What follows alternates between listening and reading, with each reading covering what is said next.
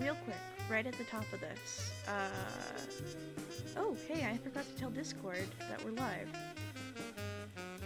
Whoopsie doopsie. Hang on, hello, Queen Lily666.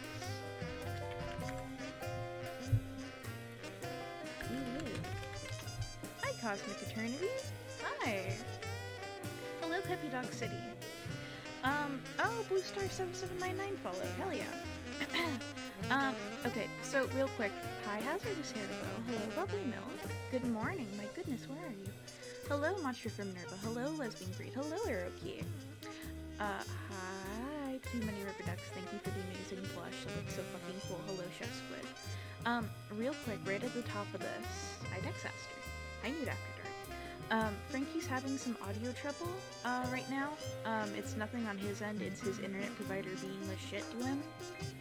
Too quiet. Alright, hang on, one sec. Sorry, let's see.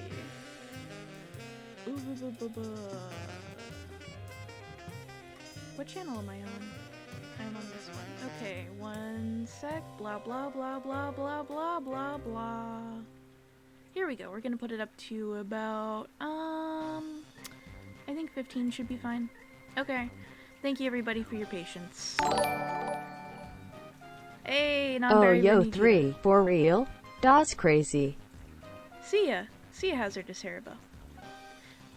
Okay. So real quick, Frankie's having trouble with, his internet quality right now. It sucks. His internet is being a shit to him.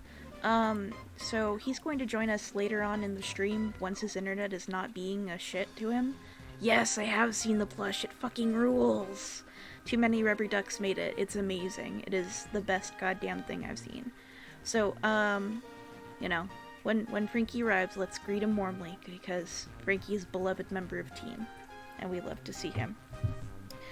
Oh, also, I wanted to thank the people who donated and gave subs and bits and everything during the Deltarune stream last time.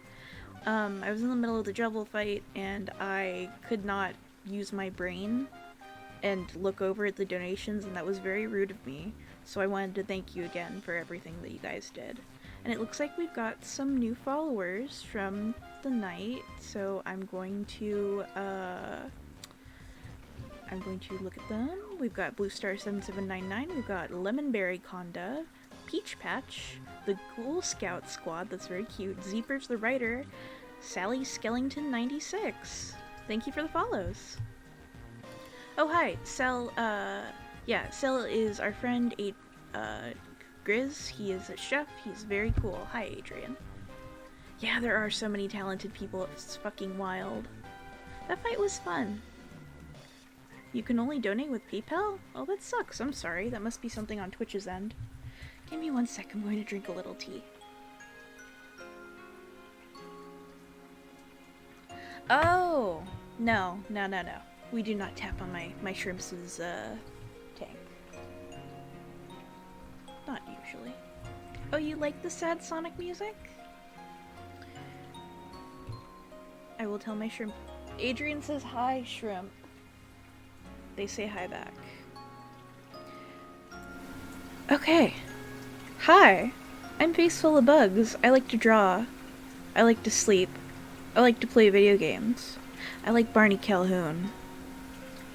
I was thinking, what if we warmed up a little? What if we drew Sad Man Barn Man, huh? What if? So, what if we did that? I think that would be fun. I've been having a little trouble with the tablet tonight. I think it might just be a calibration issue. I futzed around with it. If you see me occasionally having to stop and I do a thing where I go like tap, tap, hey, thank you for the follow, Cheetah Scar Noodle. If you see me go like tap, tap, tap, tap, that's me recalibrating it real quick, so. It is quick. Do not worry.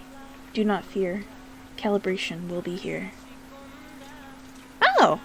Hey, cool. Hi, Cheetah Scar Noodle. Oh, hey! Yo, that's rad. Thank you. What have I got in the middle here? Oh, this was me testing a brush by drawing a fucked up Benry. And a little sad face. Hey, thank you for the follow, Ben Possum. Hey, Gristed Bones, thank you! Gua gua. Fandom Hop. Thank you, thank you, thank you. Talk about No, god damn it. Half Lives. Well, what do you want me to talk about with Barney is the thing, because I do love a Barney Calhoun. I do certainly love a Barney Calhoun. Ooh. Look it. I have enlarged the swarm. You have enlarged the swarm, thank you. I'm sorry, Adrian. Alright, let me see. What do I want to talk about? Oh! Oh, yo! That's awesome, Cheetah Scar Noodle. Let's see. Okay. I love Barney. I think there's a lot of fun in the longing with Barney, you know? You've got, like, this whole thing of, like, well, Barney, the reason Barney is named Barney is in his original model, in the Half-Life beta. Guys, behave!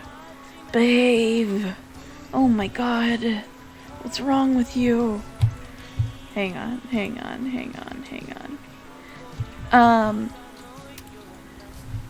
So in the early Half-Life 1 beta, where Gordon looked like a terrifying big man with, like, a beard and big googly eyes, Ivan the Space Biker, his nickname, where he was a big bulky man.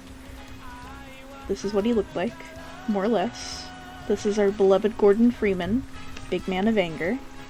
In the original for that, he looked like Don Knotts' character, Barney did, from the Andy Griffith Show named Barney. That kind of like bug-eyed, like, I don't know about this doc kind of guy. That's kind of why Barney talks like that, I suppose. That's why he's called that. He is nicknamed after that Andy Griffith Show character. It's very cool. Initially, in the Half-Life 1 beta, the Barneys were supposed to be hostile to you because, like, I think it was the case that every single character was hostile to you because they blamed you for what happened during the resonance cascade, which is very fun. Yes, they are invisible. It's very sad. Yes, Ivan the Space Biker, that's right.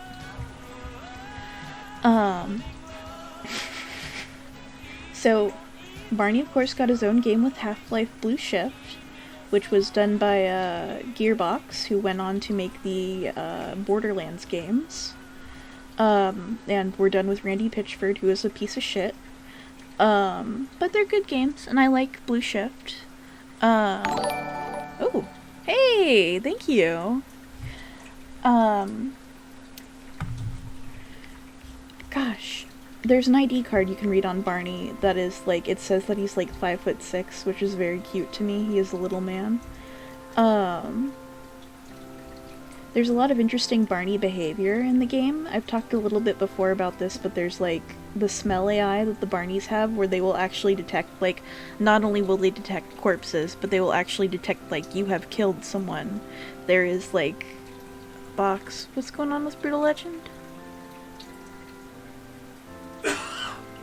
Yes, the first game was Scratch and Sniff, that's right. There's actually a really great video on that, that I'll dig up later, that talks about how the, bull squids have great smell AI for hunting food. But yeah, the guards, if you have a guard remark to you, ooh, what is that smell?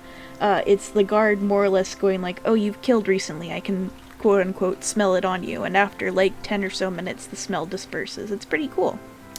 You guys! Barney can tell when you've killed. Barney can tell when you've killed recently. It's true. Hi Frankie. Hello. I think my connection's stable enough now. This is as good as it gets. Let's go on, though. Okay, let's see. So, Barney has Blue Shift.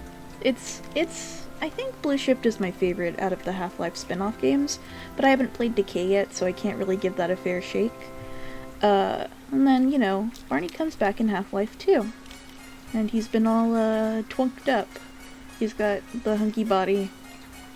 He has the sad eyes. Sorry, we better call him a twunk. Yeah. Hold up. What? What? Twunk. What? He's not part twink. Listen, look at He's him in not a Half-Life twink 1. in any way. Look at him in Half-Life 1. He's a dehydrated twink, but he's a twink in Half-Life 1. He bulked up in Half-Life 2, sure. He's not a twunk in Half-Life 2.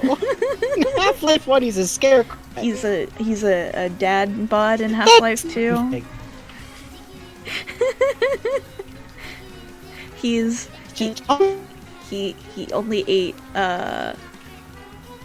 muscle powder the entire time. We do love a Barney. You joke, but that's kind of true. Yeah, that is kind of true.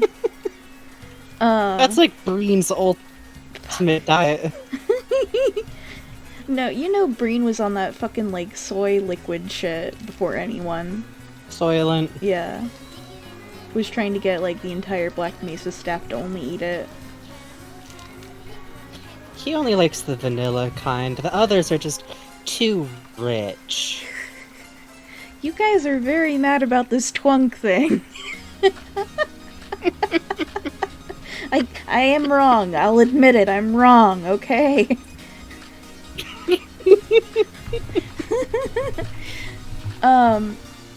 So the appeal to me for Barney is in that he's got a lot of... It's the longing. It's really the belonging, you know? I mean, the fact that he gives you a crowbar that he's probably been holding on to for 20 plus years, and he says, like, oh, I think you'll be needing... I think you'll be needing this, or I think you forgot this, that implies that I think you'll be needing this. Yeah, that it is, like, your crowbar. He says... No, he says something, like, pretty notable.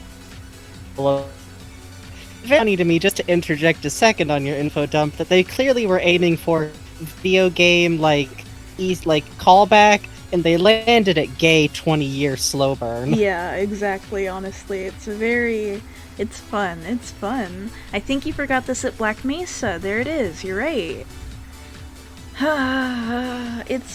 There's so much they do with Barney, and the fact that, like, you run into him kind of haggard and messed up later, and the way he kind of lights up when he looks at you, it's good. It's good, you know? It's very good. There's so much they did with him, and there's so much they didn't do with him. Barney's very lovable. It's odd. I went into Half-Life 2 with, like, not a lot of expectations, but it's like, immediately when you run into him, it's like, oh no, I love this man. I love him very much. Yeah, a weird thing about Half-Life 2 is, like, it's actually got a lot more character charm than I feel like I expected. It's just that they don't let you spend more than 5 consecutive minutes with any of these charming characters except for Alex. Yeah, literally, the dialogue that plays when you need to get out of a room is character named Nag. So all the, get going, Gordon, go on, Gordon, get out of here, Gordon, that's all. Character Nag, Barney Nag. Very cute. And here's how I draw Barney. It's very funny. First you draw a circle, then you draw the eyes. How's the Kirby song go? Oh hey! Thank you, Trash Fracture. Well, first you draw a circle, then you draw 2 eyes, then a mouth, and then with a surprise you draw on your friend. Yeah, that's exactly it.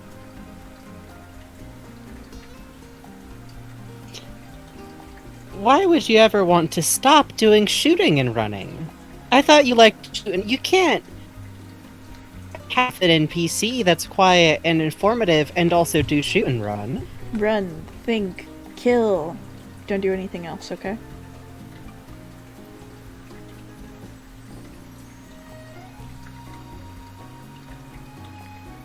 Yeah, Valve's thing is like a few minutes of downtime for 15 minutes of combat, but the problem is that once you hit that downtime, every single character in the game that can talk to you will talk to you about how to... I have obtained a wasp now. Thank you, Joshua Zombies, I'm very glad. You know, every character that can talk to you will tell you to get going or get a move on or whatever. You can't really linger in scenes with characters in it, and I know it's so that the character isn't, like, robotically standing around or anything, but it's still kind of a bummer, you know? It won't actually increase immersion any having them stand around awkwardly would. Instead it goes, oh right, these are NPCs. Yeah. Oh right. I think the way they handled it with Russell or it's like, thank you, my beloved friend. Thank you, my beloved friend, for being a big asshole. Hello, Wheel Spam. Anyway, I love Barney a lot. He has a lot of voice lines, they're very good.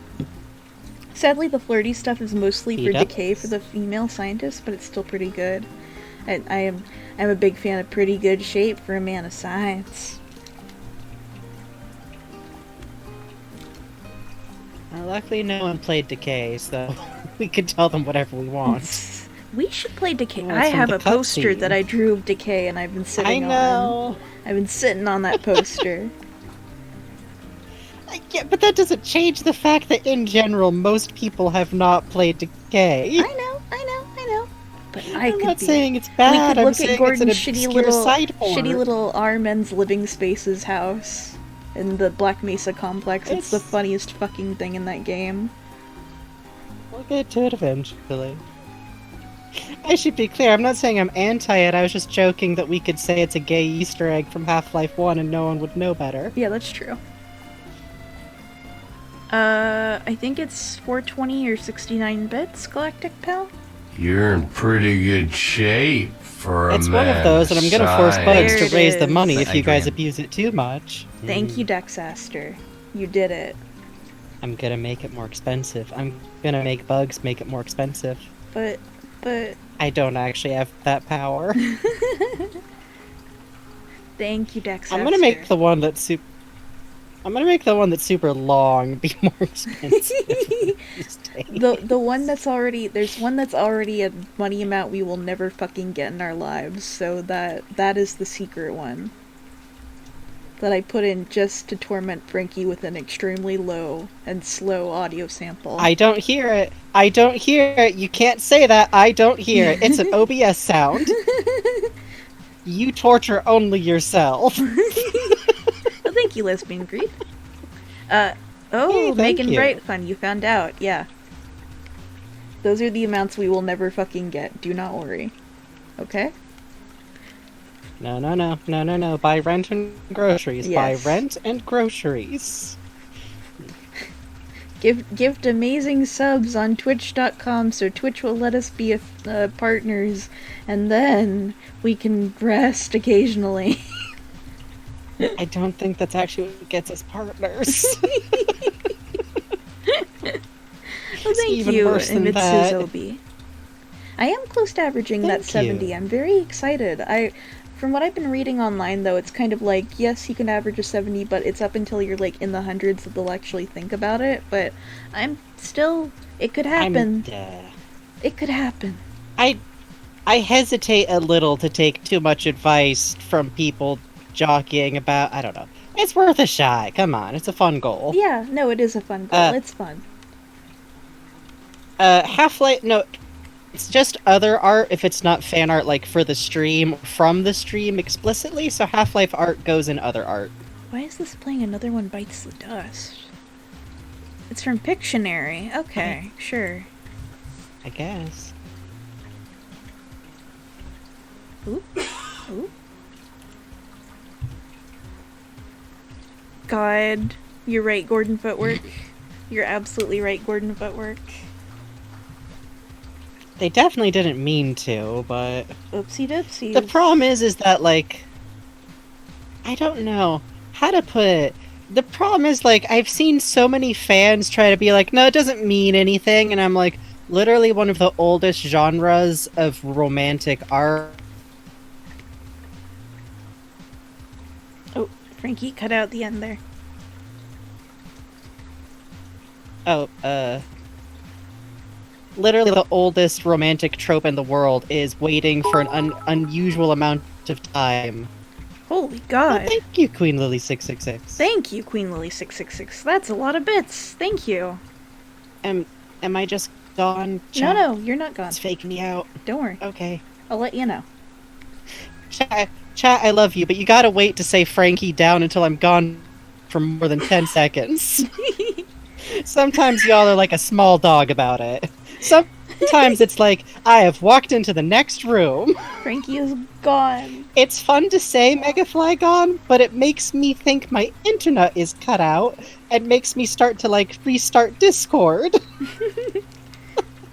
Thank you, Adrian. I am a small You never dog get to about hear it now Barney, because too. you're... Yes. Okay, we were warming up. So, I wanted to talk a little bit about the sketch page real quick. This is for Cosmic Eternity, Yes. who is the first person that bought a, It is. fun, cool Half-Life sketch page from me ever, and is, one of my favorite fucking clients on the planet. And, not that I don't love all my clients, I love all my clients, but Cosmic has very fun ideas, and they are fun to draw. And, It's true. Cos has this very cute character named Hazel, who you may remember from the last sketch dump, who's going to be featuring in this sketch dump. So, it's going to be a fun time. I think you guys will like it. This is what Hazel looks like from my memory. During the sketch dump, I'm going to be consulting some old drawings.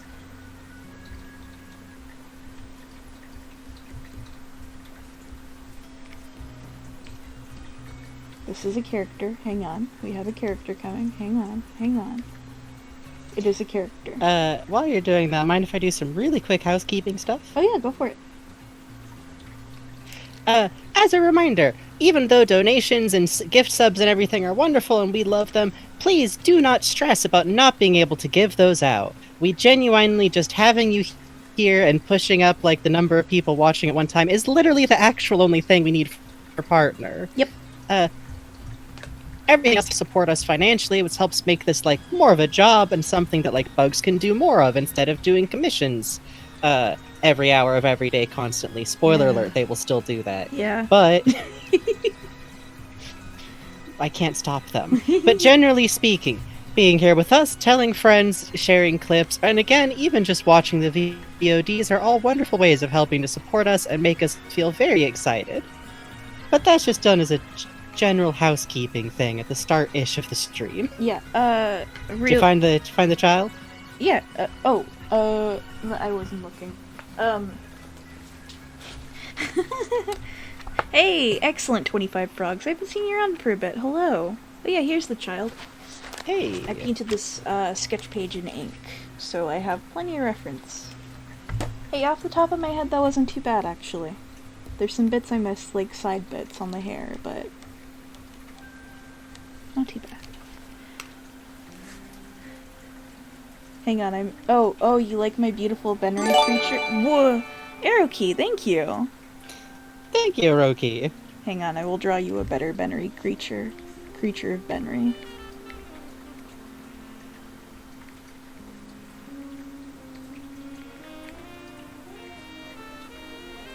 Here he comes. Here he comes.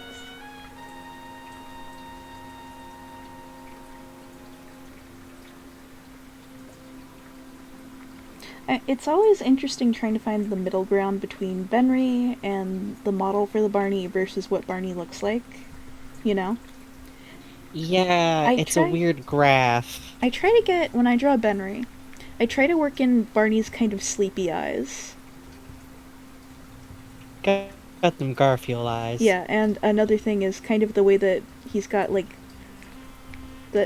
he doesn't have it, but the way that he kind of feels like he has kind of that, curled lip thing. See, a Barney is a healthy version of a Benry. This is what it should look like. Yeah! This is what it looks like with proper food and nutrition. Not whatever Black Mesa's doing. I also occasionally think to myself where I'm like, does this kind of look like Barney's HL1 model, but a slight Pokemon knockoff vibe? Fuck. But also that one where you're like, I like Weird Gengar. I think Weird Gengar looks like a friend. That to me is the Benry spirit. Yeah, I feel that. And to be clear, I mean that in the best way possible. It's just fun conceptually. Oops. Messed up his helmet. Helmets are hard, actually. Helmets are hard. We should stop wearing Helmets them are so I never weird. have to draw them, okay? Tell your friends, don't wear a helmet. Actually, do wear a helmet. Wait, hang on, I'm endorsing something terrible. Stop using safety equipment, it's very hard to draw. Yes, everyone risks their lives from now on, okay? Thanks. That was always my favorite very doofy joke from Phineas and Ferb. Oh yeah? So every now and then they'd have them just wear... There was a gag once or twice where someone would Because you know the usual cartoon rule. Yeah. You can do anything as long as you have a seatbelt on or a helmet on. Which is led to some of my favorite jokes ever. And at least once they were doing something without helmets on, and then a character commented on it, and then they pulled off helmets made to look like the tops of their heads. Oh god. It was really very horrifying. Scary. And you could kind of... I think this was like finals... No, it's Phineas and Ferb. This was like season 2. What am I talking about? They just... Who's to argue with Phineas and Ferb's creators, honestly? Hey, Marshy Bar, thank you for the follow. Hey, thanks for the follow. My other favorite gag from that is definitely an OKKO, by the way, because at one point Brad sits on the front of his car and while then it's the going, seatbelt comes out and of the he top. I love that gag. He just pulls his seatbelt. He just pulls his seatbelt out of the hood of his car and clicks it in, and it's fine. Oh, God. Hey, watch OKKO, okay? A friend was talking recently about, like, they were watching Hilda, and she was like, I can't believe it, they got to point the crossbow at a character. Do standards and practices not exist for the show? It's like, oh man, you must deal with so much. I guess maybe because it's a Netflix show. Yeah, that's gotta be it, Because right? don't they even have Hilda, they have Hilda on a bike a few times without a helmet. Yeah. I think, admittedly, in one case it's like a nightmare scenario. But still. OKKO is good. Do not listen to the people who are like, every female character is shaped the same. There's like 500 female characters in that show. Admittedly, some of them the hips don't lie, but listen. This is a normal man. This is how normal people It's fine. stand. That's how normal people stand when they look very trustworthy, I He's think. being very human and cool, is the thing. God. Benry definitely doesn't always remember how the joints work, do they? Yeah, no, for sure. Every so often, Gordon will come in and Benry's up on the counters, like, hey. He's eating cereal out of a bowl.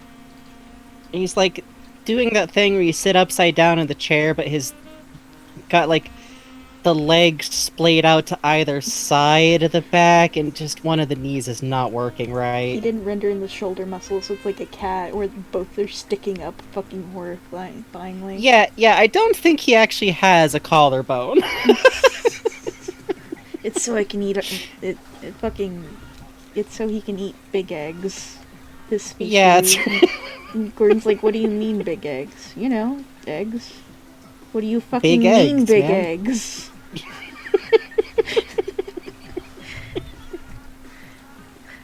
A collarbone is this. Here's your skull. Yeah, that's... Here's we got your a lot spine. of bits. Here's your collarbone. Your collarbone connects to your shoulder. Then from the back, where it touches your shoulder, these are your backbones. I forget the name of it. Starts with a T, I think. Oh, your shoulder blades, duh. Apple Pencil's low on battery. Oh, I hate when that happens. And then here's your arm bones. And then between the collarbones is actually your, fucking gladiator sword, whatever it's called. Gladiatortus? I don't know. And then here's your ribs. The bit where if you accidentally get someone's elbow knocking right into it, it hurts like a bitch. Yeah. Bones. But not as bad as the solar plexus. I've memorized a lot of bones. I've drawn a lot of real human skeletons in art class. Mm-hmm. And I've drawn a lot more fake human skeletons in art class. Knowing where all the bits go makes it a little bit easier to do the other goofy stuff. Or you can be like me and just draw funny monster shapes. Yeah. And then accidentally wind up thinking too hard about the underlying areas of how the monster is constructed and what weight is going on. And oh shit, you have to look up anatomy again. Only now it's for hamsters. Yes, that's right, Mega Art is a trap, is what we're saying. Yeah, it's a trick, actually.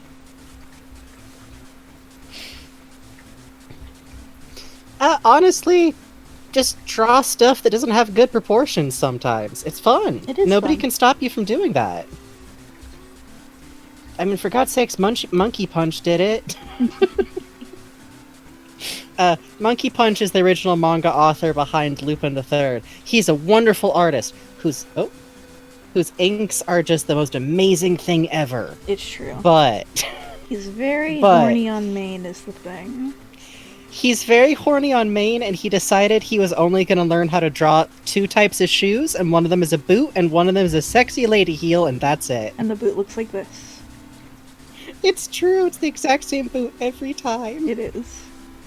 This is why this is my default shoe I draw on people, and if I'm not paying attention, you can see on the Benry I started to do it. I'm one of the only people who notice. I default to either that or fucking from my Parappa phase. If I'm not paying attention, I'll start to draw Parappa's shoes.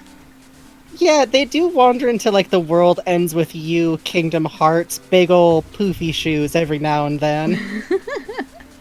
Listen. And Phantom Hop said Benry is a cat, liquid, he fits, he sits, you can't stop him, and if you can, he'll be grumpy about it. Accurate. Accurate. True. Hang on. Hey, Josh the Zombies, I'm glad to hear you've been watching Lupin. It is a good time, except for when it's occasionally massively racist or sexist. Yep. But listen, the odds are a little bit better. The odds are okay, actually. It's like, maybe 1 in 5. It's not bad at all. Kitty. The cruelest part of Black Mesa is they make him wear the helmet and push down his ears. It is so sad.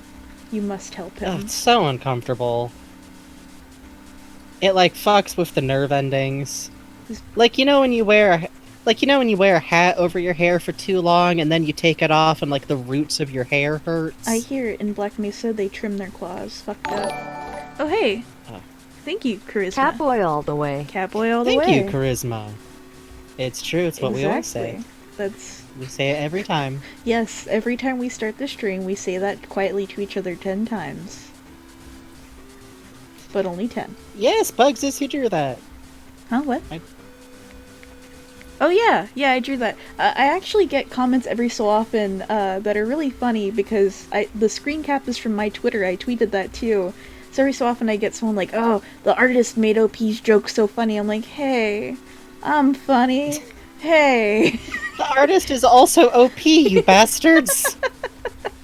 See, also, every now and then, people cannot tell if we are one person or not. Oh, yeah.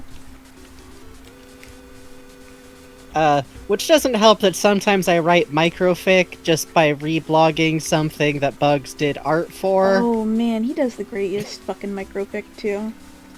I wrote a little one that went to the one of younger fucking disaster era Bubby and Coomer too. Yeah. Yeah, we joke about it. It's the Frankenbug. Yeah, we call it Frankenbug. If we ever open a fucking 2-person studio or something, that's probably gonna be like you know how manga dojin circles will have a name, or like how Clamp is 4 ladies. Weren't we kicking around like the friendly bug for a while when we wanted to become manga artists together? But then we wound up joking a lot about Frankenbug, and it sounds very funny. That's true. It's very funny because we have very different screen names than each other. And like, once or twice I've gotten comments on, like, Null Error AU stuff, like, wow, the art for this is so good, too. And I'm like, I literally say in the text, Bugs did that, Bugs did that! Charge, pencil, charge! I hate you. I'm doodling on the Earthbound thing in the background during this stream because I like doodling. I don't understand. The what thing? I don't understand. I don't understand. The pixel thing from upcoming. I didn't think that. I didn't say what it's for, you doofus. It could be fan art. It's fan art. Only now. Oh, very cool. It's technically it is fan art. Yeah, it's fan art. I'm doodling on a pixel thing. Hell yeah. That's great, Frankie. I'm gonna put a cap of it up. I'm gonna put a cap of it on Twitter. Don't tell me what to do. Wait, Wade was shot on stream? Rip. Oh, yeah, that happens sometimes. Okay, reset the clock.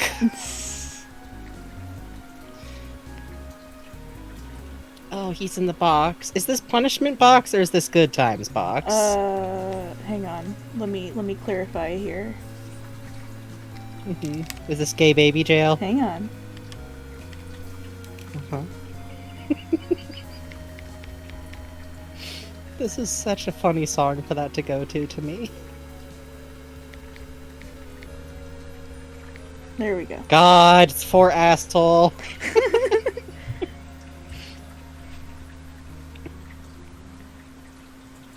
Hey, Ego McCools. Hi, Ego McCool. Sometimes You it's- came in just in time. You came in at a good time. If I shake my iPad, will that make the Apple Pencil charge faster? Yeah, it's like Pokemon Pocket Pikachu.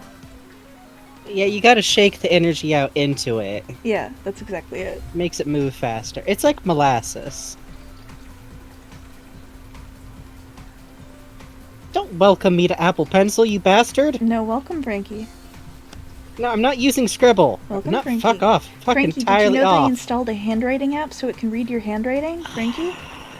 It's very important you know this every single time you turn it on, Frankie. Oh hey, thank you, Skelephant.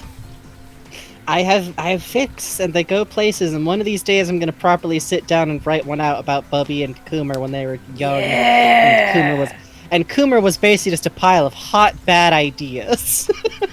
Frankie has some Oh, very yo! intriguing ideas. Hey, actually, Ooh. Nunion, if you make me fan art for the fic, you gotta show me. That's the law. That's Got it. law is show, the problem. Show. Oh, hi, Ego Please. McCools. Thank you. Aw, Hey. he is so sad. Thank you Morgan's very so much. mean to him. He put him in a box. Fucked up.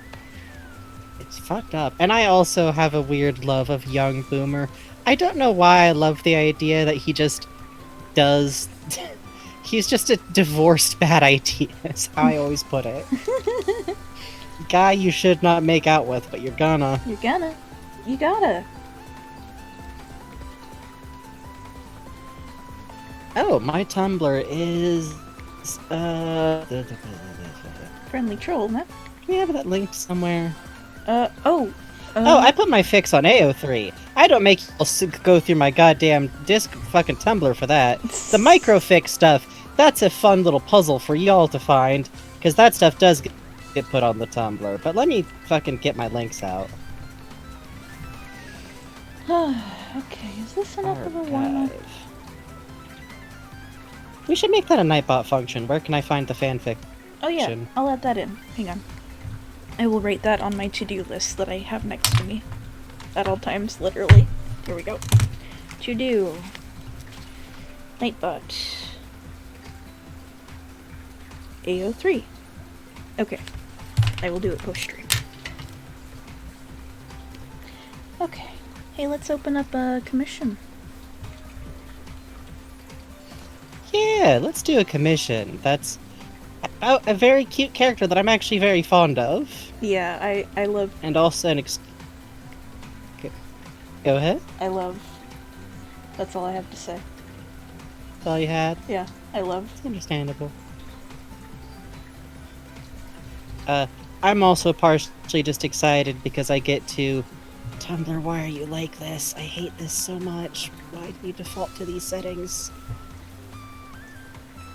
I'm also excited because I get to make some comparisons between Big the Cat and Barney, and I'm excited about this. Hello?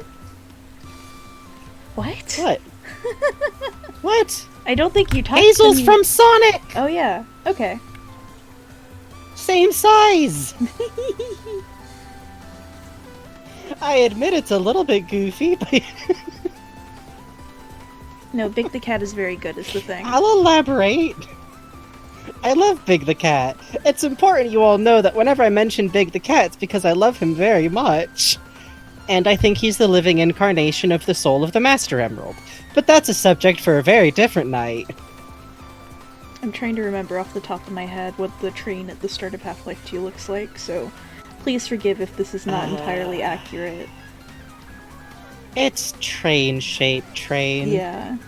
What? What, do y'all have words for me about my theories? I'm correct. I'm mostly holding off because there's a very real chance we're gonna wind up playing Sonic Adventures. Oh, fuck yes. I love Sonic Adventure. Because Bugs loves those games, and I've I've seen them like in LPs, but I've never really played Sonic games myself. No one plays And them I lovingly love them a lot. also. No one. No one gives them a chance. People give them a chance sometimes. Pah. Pah. Sometimes they're also played by people who just love them a lot. Pah. You don't need to spend. Why are you? Hold on, fandom hop. Why would you be spending 50,000 points? Would you be spending for like a me info dump and a bugs info dump? What? That's terrifying. Which one would I recommend for someone that's never played one? Sonic Adventure 1. Makes sense. It has a lot of glitches, the story is goofy. If you enjoy those things, you will love it. Like I do. It's just a story that's very cute and fun. And the reason all of this is relevant, I should tie back to, is that the character we're making a sketch up about, as I understand it, is originally a Sonic OC, which I love and is good, and literally almost every Sonic OC I'm gonna pick up and pat their little head. It's Yes. good. It's good. It is good. The Sonic game where you could make your own character, wasn't that Sonic? Oh, that's Sonic Forces. Yeah, that is. Oh, okay. I think the default they use in the comics now to signify that character is like the red fox, which is kind of cute. That is cute. An other child has called my bluff and redeemed to tell me about Big the Cat. Oh, alright. Okay. Go on. And that's fair enough, Cosmic Eternity. I just think it's a cute connection and it's fun to think about. Okay, so Big the Cat as a character is very interesting because he's not a member of like Sonic's actual friend group at the start of the game. They've never met each other before. He literally just lives in the area and gets pulled into the plot because somehow Froggy winds up with one of the emeralds in his tail, as best I remember it. But also, isn't it implied that Big the Cat lives very, very close to where the Echidna ancient race like used to live? Yep. And like the island and everything? Yep. Possibly even the island where Knuckles lives that's usually floating? Yep. Don't worry about it. I worry about it. I worry about Knuckles a lot. And this music is from... Oh, this is a cool jazz cover of Runes from Undertale. Mhm. What was I gonna say? Okay, right. We know from past stuff that KO themselves used to be the guardian of the Master Emerald and the Emeralds in general. That's part of what KOs are. Ciao. Is kind of cute little guardian spirit forces things. Big the Cat's theme song has this reoccurring element where it's like a call and response between what seems to be Big and Froggy to the tune of like, I don't remember which of us came first. Hey, it doesn't matter. Let's go and have fun in our endless beautiful thing and enjoy the moment. So I think that Big the Cat is literally the spirit of the Master Emerald in the future deciding to become a being, and that Froggy is an incarnation of chaos, but like the good part of chaos, or something along those lines, which is why he had that piece of the emerald in the first place. That's it! I can't say that I have any more proof than that. I just think it would make sense why Big the Cat's involved in the plot with Froggy and everything, and also I think it's cute to think of the Master Emerald just being a big, goofy, cute cat, Yeah. and with their best friend, Chaos, who's a Will Froggy now. He is a little froggy. Plus, imagine that he's up there with Knuckles, and while Knuckles has been guarding the Master Emerald this whole time, the Master Emerald and Karn is just like, hey, Knuckles, let's go to my house and have sandwiches. Come on, let's take a break from brooding and looking out over the ocean. And it would fit, like, the whole moral of the plot, I feel like, if it turns out that all the Master Emerald and Chaos actually wants is to live freely in an otherwise undisturbed, peaceful nature paradise. I think that matches. I think so too. Oh yeah, Bugs is over here going loose on some perspective. Oh, yeah. Bugs is freehanding perspective, I'm sorry. No, someone was complimenting you. Oh. Bugs is tricked, you've been fooled. Bugs' trick. See, I'm totally right. I just I just recognize it all sounds... Seriously, sit down and, like, listen to Big the Cat's ending theme song, because it sounds like it's a fucking Jimmy Buffett song through half of it, Yeah. and then suddenly it gets very philosophical. Also, Big the Cat would wear an Aloha shirt if he had one. Mm-hmm. I'm a parrot head. Gee, Froggy, I'm a parrot head. Froggy, where's your Hawaiian shirt?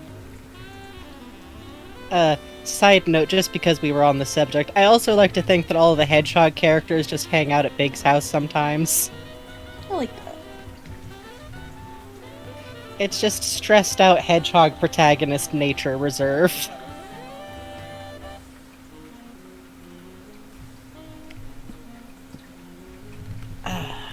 Okay. You know what always cracks me up is that I always swear that the Half-Life 2 trams just look a lot like the BART station buses. Oh, for sure. But I think that's just because BART has this very weird, like, future past design to it.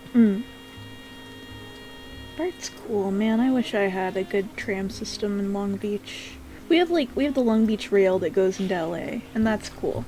But a more accessible... The LA's public transit in general is kind of jacked. Yeah, they're not treated well. You know, I mean, no surprise, trains are underfunded, but fucking, ugh. Yeah. When I was doing... Real quick, spoiler alert, the plot from Roger Rabbit was real. Yeah. It actually happened. Yeah, honestly. Go ahead, though. When I was working red carpet events at the El Capitan, I would always take the fucking train in. So good. Yeah, I love taking trains. It rules, man. When you work on a train, you get that, like... You know when you've been on a boat for a bit, and you get the sea legs where you wobble a little? Yeah, no, you totally get train legs. Yeah, exactly. Gordon's a little too tall for this perspective, hang on. A little bit. Fun fact, the BART train sound as it pulls into station is used for a jump scare in Dead Space. Really? Yeah, I forget where it is, but I was watching a very cool LP, I think Voidberger and her pal, it wasn't her LP, but it was like her and some pals, were doing one where they talked about it, and it just cracks me up because it's the worst noise. It sounds like a screaming ball of destruction, but no, that's just how the BART sounds. Oh my god. Shadow does require cookies, is the thing. Can I make Gordon's arm naturally go over there, or is that too much of a stretch? I think if I lock it... Yeah, that should be fine. Yeah, I think so. He's a little disoriented. Okay, if I'm locking it, then I need to tilt this collar to go up, which is tugging this collar. Fun. Mm-hmm. This is a stand-in hand. A hand-in. Do not pay too close of attention to the hand. Don't worry about that hand, okay? It's functional, really. So if that's pulling okay. back... How am I gonna make that shape? Okay. Yeah. So without explaining what I'm doing, I'm trying to translate something that was done in pixels originally into a smaller shape with pixels. That's fun. I don't have to do this. I'm who decided this would look cute. But also I'm gonna. Power stance. Orangutan man solidarity. Sure.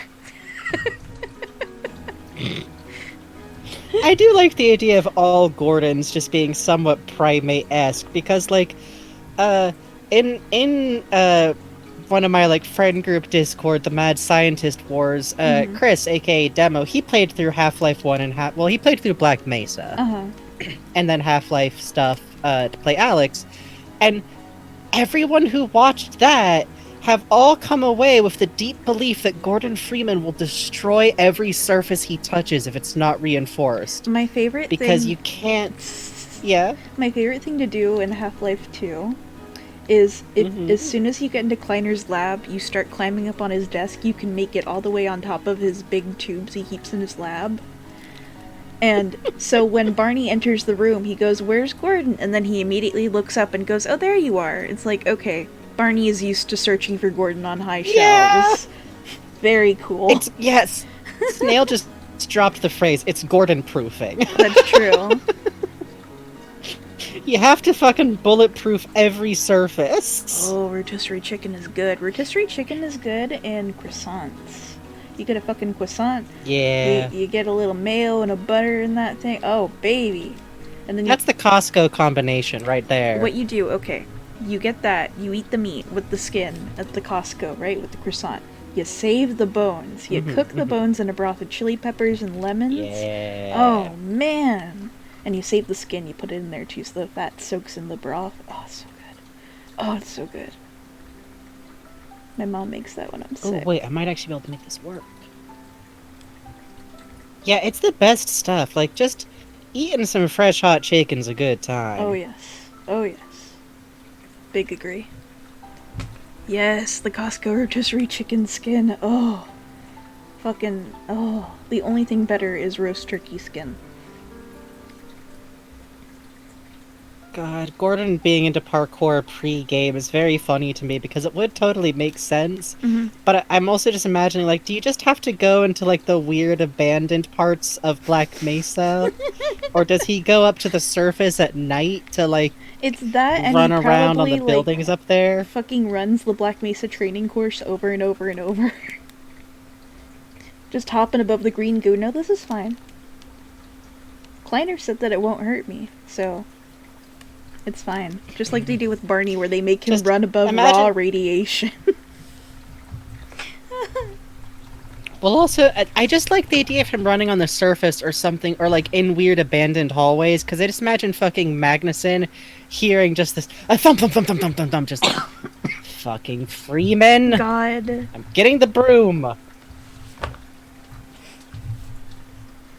Just like smacks the top of the ceiling to get him to shut up. That's one thing I'm very excited about when we eventually play Half-Life 2, is listening to Breen lose his fucking mind over Gordon. Yeah. Because it's very fun to listen in when you get to Nova Prospect and you hear him on the radio like he's just one physicist. What the fuck is happening? It's like, oh, this is tasty. I like this. I do too. I think I've spoken about it before, but I actually do like the villains that Breen and Mossman are to me. I just don't think they're what the writers wanted me to get out of them. Yeah, exactly. Like, oh, they're incompetent dopes. That rules. No, they're masterminds. No. No, this is really. This is a Seto Kaiba-esque super hyper mastermind manipulator man, and it's like, I think he's like a shitty middle manager. There's a part near the end of Half-Life 1, before Episode 1, I mean Half-Life 2, the original before Episode 2, where Breen's giving a speech that's like, "We're not so different, you and I," and that's literally all he says, and Alex has to be like, "Gordon, don't listen to him!" And I always, like, it fucking kills me that, supposed to be like, he's infiltrating my mind! With him just going like, "What if you were bad? Have you ever thought of that?" Gordon, if you think about it, I've created order. What have you made? You've only destroyed my fascist monuments and my cruel dystopian city. I think, aren't you the one being childish, Gordon? Yeah, Breen's a Redditor. Well, in the universe where I didn't have an ice cream sample, I could really have 2 ice cream samples despite your policy, so I think you really should give me those 2 ice cream samples, or I will be contacting your manager. I think if you're just willing to look at this dispute rationally, it's true that your haircut makes your face look fat, so I don't see why this should be a matter for... Bitcoin will be the coin of the future, Gordon. Which, like, what I like about, like, that's what I like for him. What I like about, fucking Mossman is that she's a villain whose motivation is purely self-interest, and it's even weirder, like, scientific self-interest. Yeah. Because that's, like, a real type of person, frankly speaking. She's got big, like, well, sure, I work for a pharmaceutical corporation, but how else am I supposed to get the research grant money? Or like, oh. Makes you think. Well, but if you think about it, they really got a lot of good data from that unethical testing. And the problem is what they thought her motivation is I love man. I will do, and it's like, nope, that does not clock. Yeah, it's the apocalypse. Nobody cares about your paper credits, Moss Man. But what if she did a really good, cool paper? And all the good scientists did it with her. Oh my I God. like that. I actually think that makes her a very, fun villain. Not fun, exactly, but a good villain. Like, if she existed in the Sonic universe, she'd be like the character who's like, well, listen, Dr. Robotnik has done some amazing strides in biomechanization. And it's like, to turn baby birds into murder robots. Well, yes, but... Okay. I also want to read Kleiner's book, but it's also probably really dry. I got a little notebook that is just that book. It's very cute. Oh, that's awesome. Okay, I think Gordon Puppy Dog City with the wasps. Oh. Yeah, that makes sense. It really feels like the original Half-Life 1 was an even meaner game than it wound up being, which is kind of saying a lot. Mm-hmm. Ooh, what is this?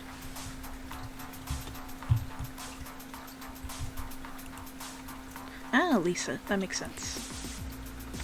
When will Half-Life have full Skyrim novels in their game? Honestly. Honestly. When will Half-Life let me get married? Huh? Hey, Barney, I got you I this would nice necklace. Marry me. Please. I would love to read Barney's, goofy in-game diary, but also... Yes. Well, because they did the Adrian has one of those. Yeah, his sad little That's diary. right. Fucking his sad little army camp diary.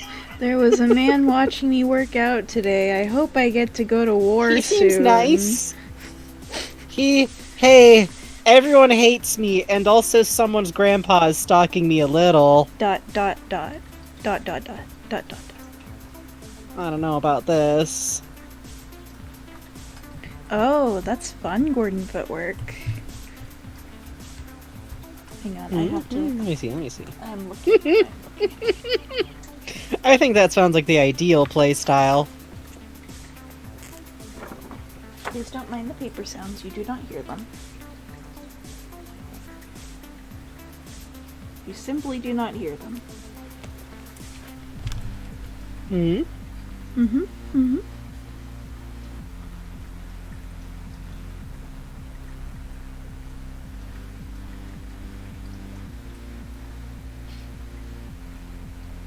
Every time you look down, there's a white rectangle. Is that normal? Yeah. Yeah. That's Gordon's safety zone. What do I like to info dump about? Oh, fuck if I know. You guys know my thoughts in my head better than me. I'm gonna once again state that I think that asking Bugs to info dump about, an art technique or how they draw something specific will get you some pretty good mileage. Bugs also has many other interesting thoughts, despite what they occasionally claim. Listen. But that's an easy one. No thoughts, head empty. Or also sometimes... Bugs knows development histories better than I do a lot of times. Oh god. Uh-huh. Oh, Phantom Hop.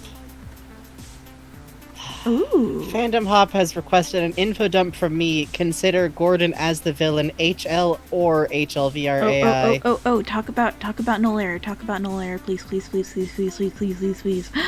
think I'll talk about null error. Because partially that's one of the only angles on that I find interesting, because otherwise the only way to make that work is to make either Gordon be, a big jackass, and then I don't like him anymore. Okay, so, null error AU is probably one of the first things that y'all probably know me for in this fandom, if you know me from before in this fandom at all. It is also probably the first time y'all who've been around for a long time saw me and Bugs working together, it's not where you know Bugs from, because Bugs makes very cute art all the time, constantly. Listen. I get to sneak in compliments. Listen. Null Air AU was kind of the result of me tossing around the ideas of both, like, Gordon as the final boss, but also very specifically, like, it's one of my only forays into the meta nature of the text. Kind of Null Air is an AU of ours from HLVRAI. If you're in the audience and you don't know HLVRAI, God go bless you. How did you get watch here? it sometime. Watch. We love you so much. Thank you. But basically, it's an AU that's a little bit like, well, okay, what if Barney and... This is Benry, mental autocorrect. I need you to be with me here, else this is going to get confusing fast. It actually started a little bit as, what happens if Gordon and Benry get along, and Benry's not the final boss?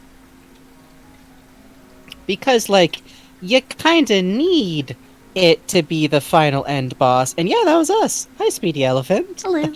I love Komodo hype so much. It's such a good emote. Yeah, that's Benry. I know the man. What happens if Benry's not the final boss? Okay, maybe there's the concept of, like, other characters being the final boss, but I'll admit straight up, a lot of this came out of trying to make Bugs sad with dramatic ideas. Yeah, Bugs. Okay. And one of them was like, yes? Real quick. Yes? Bugs' main weakness is hurt comfort. Okay. Yeah. Remember this. A little bit. It's good. That's a special tool to help us later. Yeah. Please continue. So, I don't remember some of this stuff, because this AU literally got started with, like...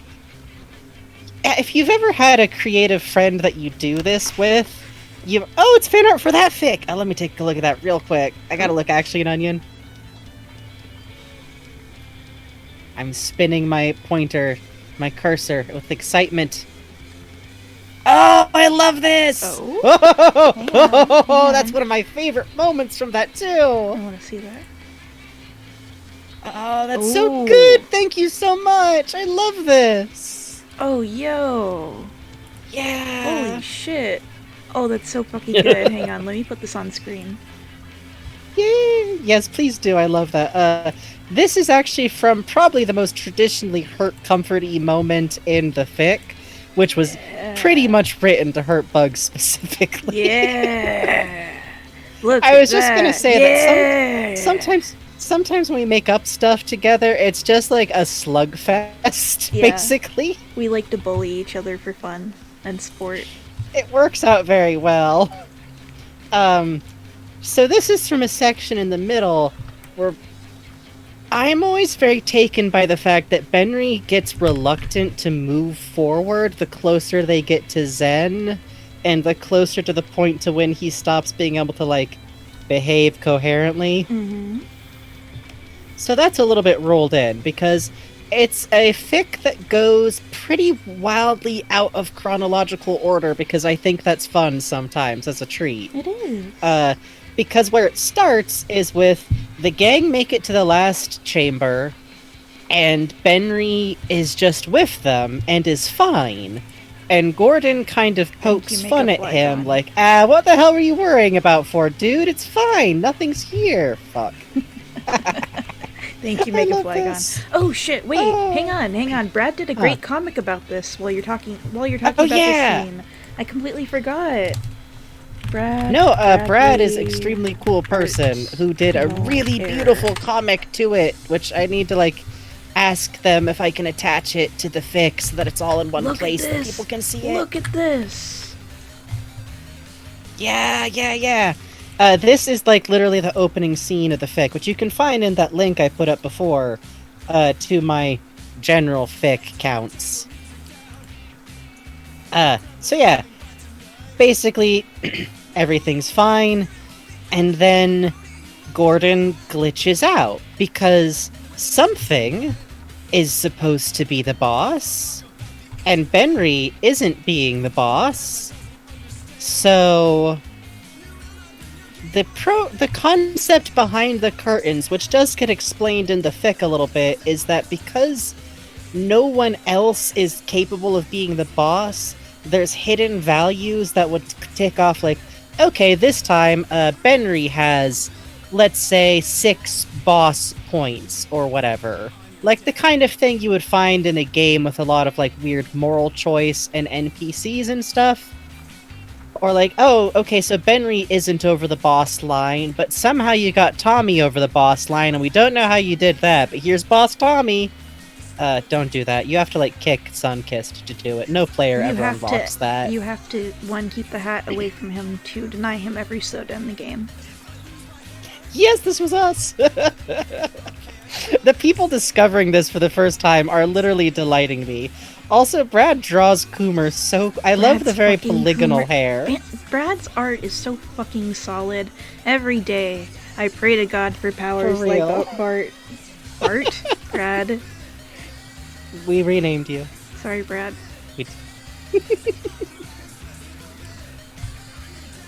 Maybe I should really quickly go grab the actual... Oh, it's actually got a link to it in this tweet, but I'll copy the link. Oh, and you can see me on the side going, bro, holy fuck, at Brad. Hang on. Yeah. Bro, holy fuck. Okay. It's also worth noting all of Gordon's text is stuff that his suit says, or that gets said over the text-to-speak stuff. I had a lot of fun looking that up when I wrote it. Gordon can't talk when he's like that. He's also still somewhat self-aware, which isn't in the text. I get to tell you all that. So, basically, this is an AU where somehow or another Gordon just makes it so that nobody is capable of being the boss. He doesn't have to fight Benry. He doesn't have to fight Coomer. Except maybe that one time a little bit, but it turned out okay. He doesn't have to fight fucking end of Akira-ass Bubby, which is, by the way, what I think that boss fight would look like. Oh, yeah. I think it would be real messy. Right? Yeah. Like, just straight up, like, bursting flesh and wires situation. Oh, I did a dumb art for boss fight Tommy. Hang on, let me see if I can find it. Boss fight Tommy, I think starts out very goofy and then gets very disconcerting very fast. Like, it definitely starts off with like, oh, it's Shadow Tommy with Demon Dog, and it's just, well, Bugs will show you in a second. And I think then it gets very terrifying very fast. Oh, yo. Og! No! Ooh. Ah! No! Sorry, I But found it's... someone else's art. Hang on. Please continue. Basically, like, instead of any of these fights, somehow or another, Gordon manages to make it so that none of them are selectable as the end boss. But even though he's not supposed to be selectable as the end boss, he is, and that's why it's a glitchy design. I can't find it, but look at Ghost's fucking art. Look at how fucking boss this is. Holy shit. It's extremely true, is the problem. Oh, Ghost. Like, So cool. Gordon is turned into a glitch texture, like this. The broken surface has a reticle in it because the idea I liked is that the player's GUI is torn out and kind of turned into some of the boss. In this case, it's actually very cool represented because you can see, like, his actual inventory is spread out. I always like the idea that for the actual boss fight, that winds up getting involved a little bit. And a lot of very fucked up, gooey, black smoke texture because it's interesting and scary. I don't know. Yes. Sometimes Big at the end of the day agree. you go, because it's scary. I'm sorry, I'm trying to find this Tommy picture. I'm now scrolling through my blog. I'm on page 2. Look at how many fucking drawings I have under Tommy Coolata. Give me a Just a moment. few. I'm sorry. Just a few. Just a few. You might want to start, like, at Chrono, my dude. No. No? You refuse? No. Hang on. Not this page. So... Did I not tag it? I don't know. Oh, son of a bitch. I think we're too far now. You might have only posted it on Twitter, yo. Oh, but here's some of my OG concept art when we were first talking about this. Yeah, this is actually, I think, the picture that, like, kind of made the first splashes, were these, like, first design pictures.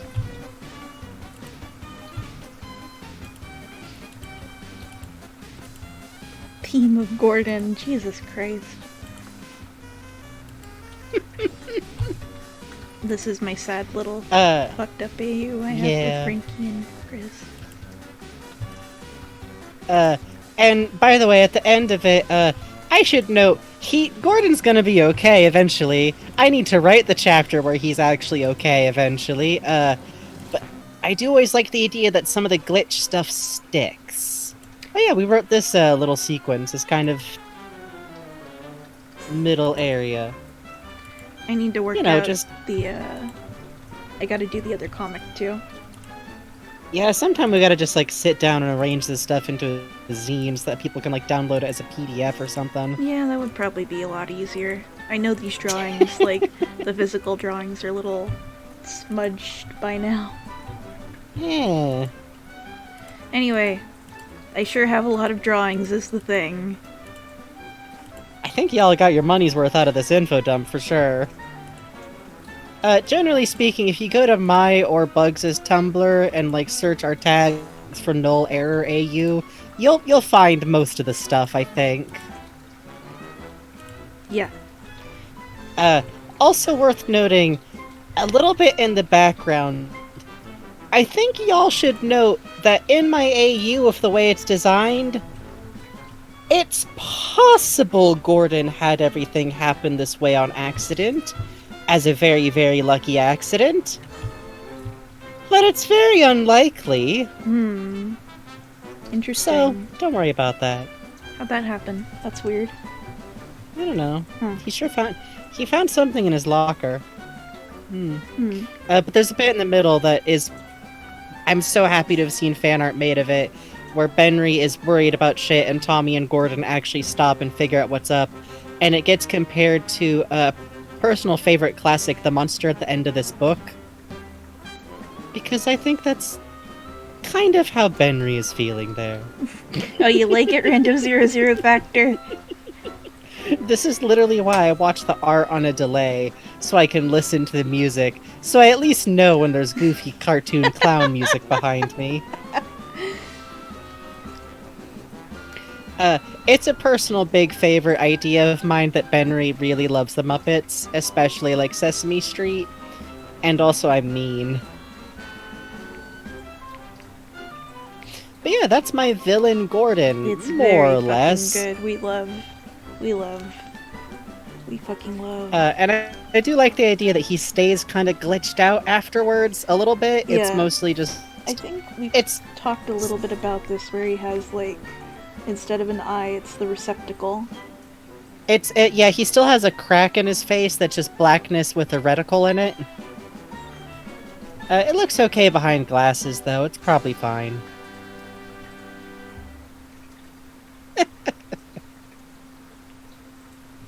I actually had a few sketch pages where I had this worked out early on, and I had to, like, cover it up with another piece of art because I didn't want to spoil it. What's behind this? Nothing. Gordon's fine.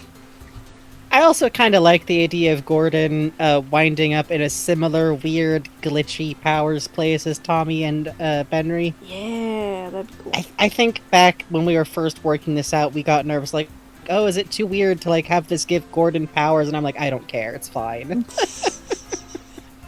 Weirder if AUs Tommy have come Kulata up, we are fine. can, like, walk through walls, it's fine. Yeah. I do not care about seeming normal. Gordon deserves a little powers, aside from his, like, hauler skills.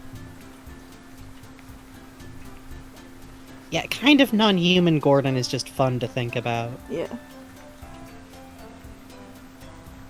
I've been I've been kindling in my heart the ones where he is an actual robot. Oh, I love that one. Yeah. Especially when he's got the VR set head. That's cute. I like that. I like that. I like it when it's like a VR that's like where his eyes are that he can like take off in a weird awful chunk. Yes, yes, big agree. Because the Good, Index does actually. have these little fucked up little eye spots on it. Which is, if you watch someone play it in the dark, it's actually really creepy because all you see moving around is like... Hang on, I'm not doing this the smart way with the lasso tool, but...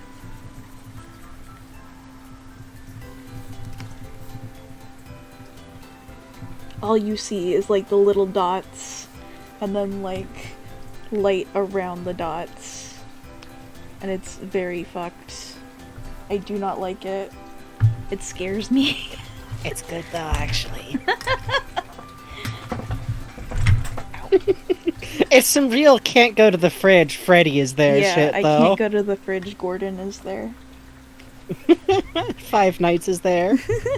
I'm also a big fan of Gordon just being, like, weird, non-human with, like, odd... And he's just...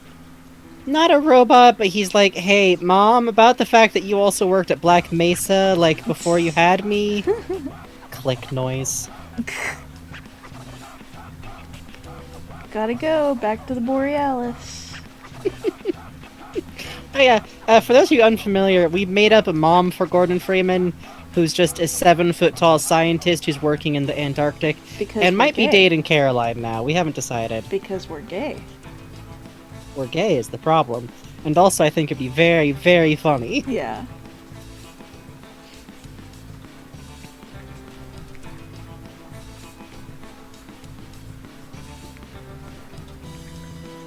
We do like a tall woman is the thing. If you're gonna make an OC, and you can, why not make one like a 7-foot-tall cool lady scientist? Yeah. Do it, coward. Do it. Also, it's a fun excuse to make, like, Gordon, like, a little bit of a... not like a latchkey kid growing up, but, like, single mom who works kind of situation. Mm-hmm. We're not projecting. Not at all. No. What would ever make you think that? No.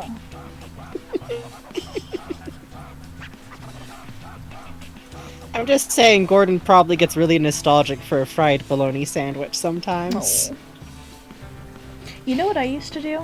My papa, when I was a latchkey kid, he worked as a golf salesman. So he would take these, like, really rich guys out for food, but we ourselves weren't, like, rich.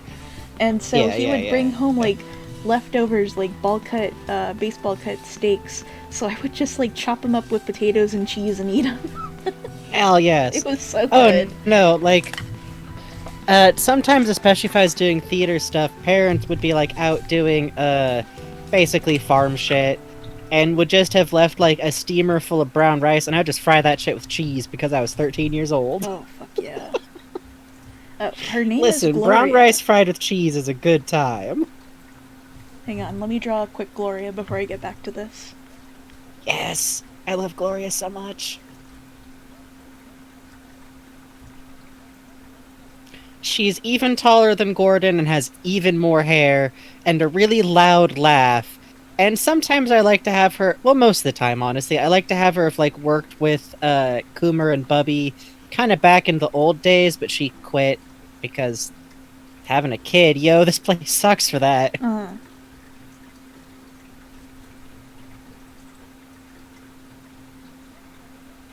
I cook a lot myself, but it's usually very, like, I require sustenance sometimes. But sometimes I go all out. Gordon loves canned spaghetti. Ooh. I think if you're a latchkey kid, you can just make spaghetti. At least in my experiences. Yes! I love her.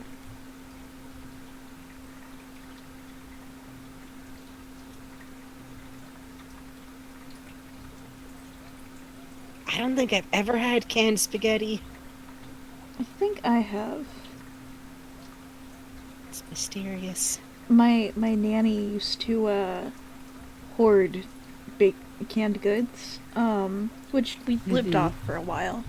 And one of Yeah. the things she had was like a baseball bat toy full of like the hardest orange candies on the planet. And I'm still like Ooh. very mystified by why she had like 6 of those. And a latchkey kid is a term for a kid who has to like go home and your parents are like still working is usually the idea. Yeah. So the idea is that you're a kid with a spare key. Mm-hmm. Latch key Yeah. kid. I think for about most of Probably middle very school- American slang. Yeah, I was a latchkey kid and I'd be home until it was like 10 or 11. In my case, it was kind of seasonal, depending on whether or not mom was getting work with other folks. Yeah, that makes sense. Mysterious country child shit.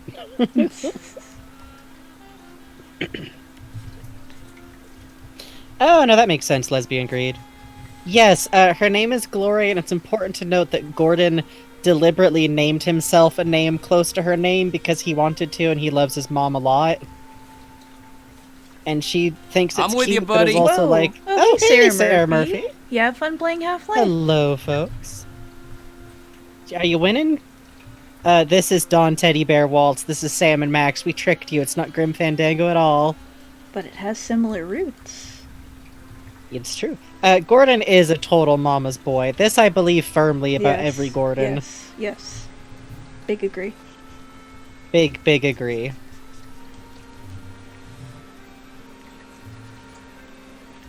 Hey, well, we do got some Barney around eventually. We do. We occasionally rattle the can upside down and a Barney comes out. Hell yeah.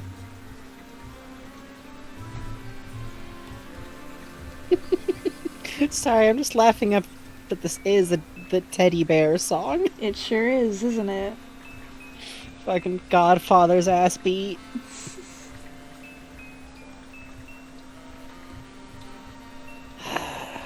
I should just give up and pour over 15 reference layers for this, shouldn't I? Do it.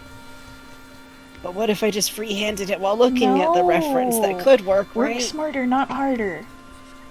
Okay, I don't want to export 15 things over to my iPad. Would I say I know a lot about Sam and Max? Is that a threat, killer lesbian? Listen, Bugs might know more about Sam and Max than I do. Truth be told. Yes, Lemonberry Condra, you caught me completely. Gloria worked at Black Mesa while Coomer was hot mess just about to get divorced, and Bubby was young doofus punk in a mutual beard marriage. That is the exact period of time they worked together, and they all basically grouped up because it's like she was this single mom divorcee who's also queer, and they're like the weirdo, barely under the radar queer dudes. You know, weird kids table. You get that, especially in a job. I think when I was working as like a movie theater usher, like me and the other mixed race kid and the probably other gay kid all wound up hanging out a lot. I accidentally gave Gordon a receding hairline. I have fixed it. I kind of think he. See, I'm never sure if I feel like Canon Gordon would wind up with like some slight hair loss trouble. I think his hairline would wind up a little bit higher as he gets older. Maybe. Or he's just going straight silver in like 2 weeks No, after the game not ends. Walter White Gordon. No. There's this artist No on Walter Tumblr White. that does this really good Barney that has these gray streaks of hair, and does this like Gordon with like beautiful gray streaks and like gray curls and stuff, and it's like, oh, that is a beautiful fucking design. It's good. I think it's like Just a Dude or something is their name. They've been drawing Barney riding a Mustang today, if anyone knows who it is. They're in the freehand tags a lot. Oh, tell me about Sam and Max? Oh, man. Haha! Okay. Called you. Freestyle it, yo. Do whatever you gotta do. fellow guy pal. That's who I'm talking about. Okay. I'm thinking. Sam & Max. Okay. So, back at LucasArts, when they were, working on, like, the Star Wars games and the Indiana Jones games and stuff, the artist, Steve Purcell, resurrected two characters he'd been drawing when he was at, I want to say RISD, as an illustration major. I could be wrong about that. It might be the Rhode Island School of Art. Anyway. Resurrected two characters he'd been using in some independent comics and stuff. I think the publishing company is like Fishbone Magazine or something. I think so. Definitely an indie joint. Yeah. Resurrected them for the sake of an in-company letter that more or less was like, hey, here's how the progress on games is going. And Sam and Max would be little characters, like, oh, well, this week we're in Star Wars, this week we're in Indiana Jones, and, like, cute little riffs based on the game. Because Steve Purcell worked on, he did a lot of the painting and color work for Monkey Island. In fact, right now he's working at Which Pixar. is gorgeous! Yeah, Monkey Island is fucking gorgeous. And these days he works on Pixar, typically on car franchise projects. I don't know, I haven't really been following his more recent work.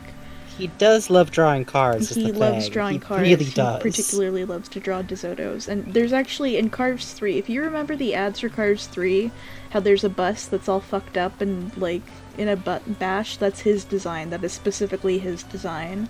He does designs for, like, Mater's zombie thing that they have at Disneyland, too. Anyway, so Sam & Max ended up getting their own game out of that. That is Sam & Max Hit the Road. Good game, very cool. Very good. Point-and-click adventure. A good game. No, genuinely, it is a good game. No, it is. And, from there, years down the line, there was supposed to be another game, because Hit the Road was pretty beloved, that it was being worked on with Microsoft. I think the gist of it was more or less Sam & Max Go to Space. That ended up, for various reasons, not shaking out, and you can find some concept art out if you poke around, particularly in the Book of S&M, and I think it's called, like, Tales from the Tribute Pile. These are two zines that Steve Purcell put out at Comic-Con, and they were, at the time, for sale for like $20, and they were on sale at the Telltale site as well. And now you can find them on eBay for $300 or more. Fucking awful. I've never gotten my hands on one. The only time I've seen the sketchbooks is from nice people who post scans on Tumblr. Anyway, so more or less fucking, it was supposed to be a space game. Sam and Max go to space and they confront the race of lagomorphs that Max is from. And the concept art isn't really my thing, but it looks like it could have been interesting. But for a long time it was kind of like, oh fuck, that was our last chance at a Sam and Max game. The fans are so fucking sad about this. This ended up, like, people moved over to Telltale, and Telltale was largely made up of people from LucasArts. Basically, LucasArts... Almost exclusively for a little while. Yeah, LucasArts split into Telltale and Double Fine, and Double Fine fucking rules. Double Fine made Psychonauts. I will talk more. And Telltale was very cool for a long time. It was, for quite a wasn't. bit, and then it sucked. And, yeah. And then it got into that gritty money. Gritty as in aesthetic tone, not as in the big orange monster, sadly. Yeah, it turns out you can make a lot of money off of The Walking Dead. Yeah. And also, management was Take a a drink shit of- behind the scenes. Yeah. Turns out. So, we get Sam & Max Season 1 and Season 2, and these games actually came, if you pre-ordered them, with case files, and I think Frankie actually has one of them. I believe I have the case file for Season 3, as a matter of fact. Lucky. The case files have props from each season of the game recreated into real things. Like, Season 1 has a vote for Max pin. In fact, I have somewhere among some of my E3 stuff, before I was a Sam & Max fan, I have a vote for Max pin. I was like, what the fuck is this? And now I like it. Hi, Pumpkin Juice 13. Also, Gritty definitely exists in the same universe as Sam and Max. I think we can all agree on that. That's true. And also the Night Trap theme is playing. It is. So that's fun. I couldn't figure out what it was at first. Oh! Go ahead. Later, hang on, I'm writing this down. Scorpy sound effect. Oh god, yeah. Yeah. Okay. Oh, good night, Amitizatobi. Good night. We do not know Making Bright Fun. I think it's somewhere on the East Coast, but the fun is that it is, it could be anywhere. It is any town Sam and Max USA. takes place in it's New Chicago Angeles. Yeah, exactly. It's East Coast large metropolis. Gosh. It's the bustling metropolis of Long Island, actually, a little known fact. The comics rule. I mean, there's, so much good inking. They do. There's a whole story in there about surfing the highway of the USA, fucking road trip extreme, which is what inspired Sam and Max Hit the Road. It's true. There's some comics from when they got resurrected for the Telltale games, and it's very cute. It's literally about, Sam and Max rising from their graves, and, Sam has to go to a hospital because an earwig is eating his brain and stuff. And they spend a lot of time marveling around London wow, they have porn in their magazines. That's interesting. Huh. It's very cute and very colorful. Generally speaking, it's a very, low, well, not low it's a like you had a dream about a detective movie, but you also watched Who Framed Roger Rabbit recently. They had a show on Fox for a little bit. That was fun. Not a great show, but very cute, and it had some very nice design. Yeah. Fucking... It had charming moments. Yeah, I don't know what else to say. I'm sorry. Oh, that was a pretty good info dump. That's about as I ever talk for one. You don't have to go farther. Well, thank you, No Linux. Yeah. Oh, good, Chilili. I'm glad to hear that. Brought you back to Earth. Sam and Max go to Sesame Street World at Busch Gardens. Ends with Max removed from the premises for trying to recreate the big scene from Aliens with the Big Bird suit. Why did they make Gordon's chest so big? Hang on. Just bursting out in a cloud of yellow feathers, traumatizing some 4-year-olds. Fuck. Gordon's hands are very large also. Hang on. Something's wacky here. That's a tittyful Gordon, if I've ever seen one. Listen. Sometimes... He's wearing padding. Yeah, that's bulletproof vests. Armor. Sometimes I forget how people look from the side and I have to think with my brain, and that doesn't go very good. To be fair, it's very hard to remember how people look from the side. I always think I know how that works. It's interesting. No. Let's see.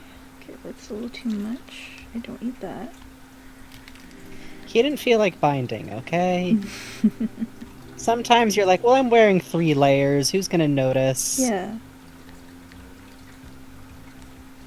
Oh, this is some appropriate music. Which one do I need? There we go. Oh, we're always on trans, Gordon. Gordon's just that lucky dude, that lucky asshole who wound up kinda tall. Which is me. But he's also the lucky asshole who didn't have that much going on in the way of hips, which isn't me. Pear-shaped trans boys we're out here. We're out here every day.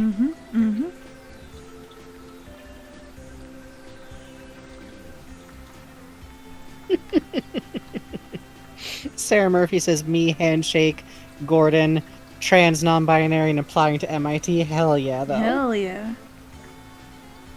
Good for you, server. Get there. Yeah.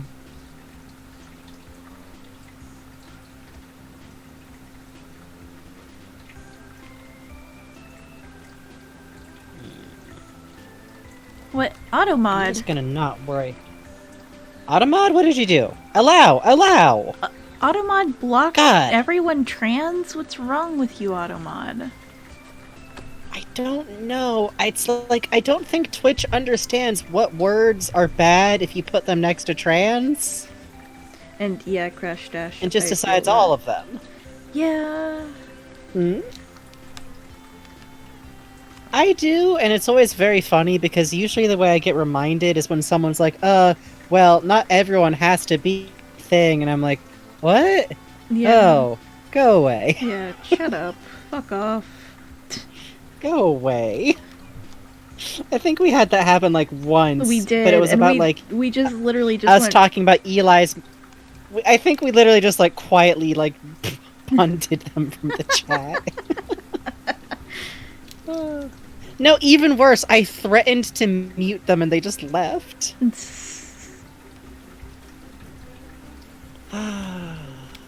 I miss Papyrus every day. I do love the gall of coming into the trans channel to be like, wait a second, they'll listen to me about making characters cis. No. No, not really. Bye. We won't. Or like, no, but what about friendship? I don't think masculine friendship gets enough attention. There's not enough representation of friendship, and fuck off. Everything at all times. I still fucking can't watch Mao Mao because of that. I get so mad about it. Oh God. At least like just don't say anything, God. Yeah.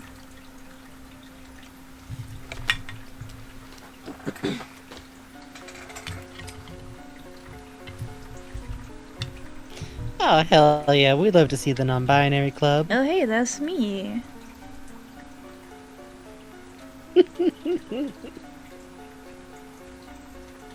It's true, we have a non-binary bug. And I am binary, but I'm pretty sure I'm still like a gender criminal, so... Hell yeah. Because I'm not giving my lipstick back, it was expensive. Lipstick good. Lipstick good is the thing. What layer was I drawing on? Oh Jesus Christ. No, get off, get off, get off, get off, get off. Undo, undo, undo. Okay.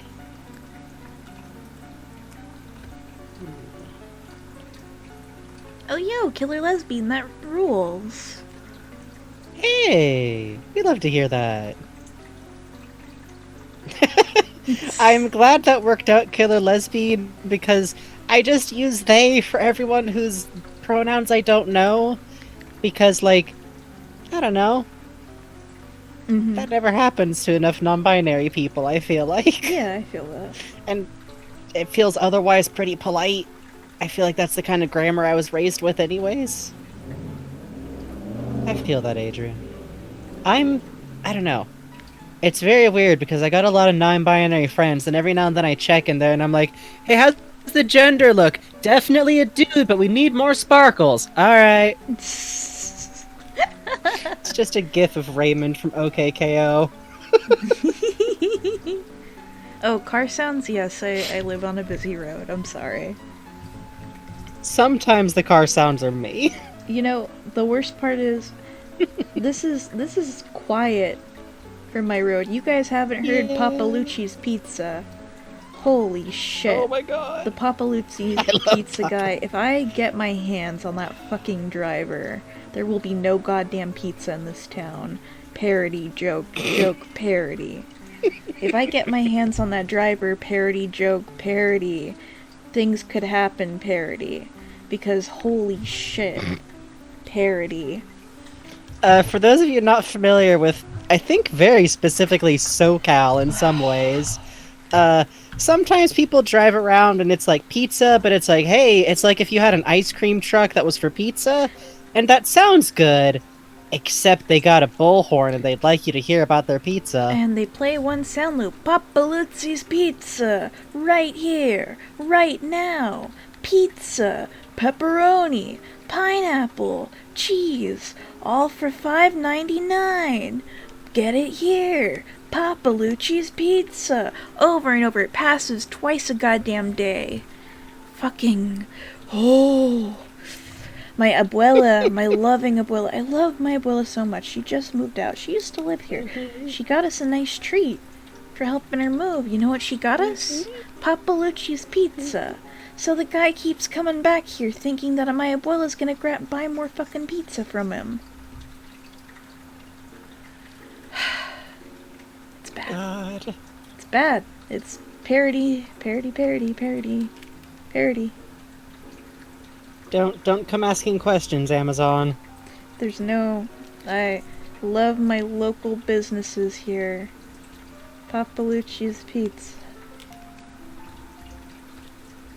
I think the hours are a little too small on Hazel here. Also, someone back here mentioned that, I'm trying to scroll back because there's a very good joke and I don't want to just steal it. What? Who said the bit about gender LaCroix? Identify yourself. I looked down and then the conversation had moved on. Oh, Megan Bright fun. Papalucci's fucking pizza, yeah, exactly. Sarah Murphy! Thank you, Sarah Murphy. I like that. You are so cool. You are so smart. Girl flavor, but like it's LaCroix is very good.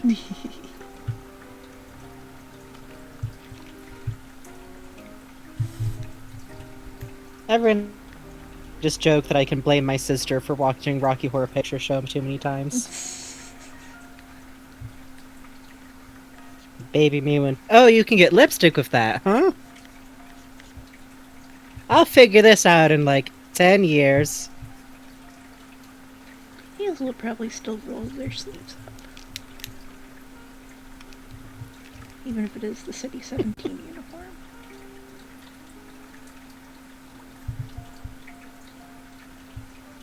There we go.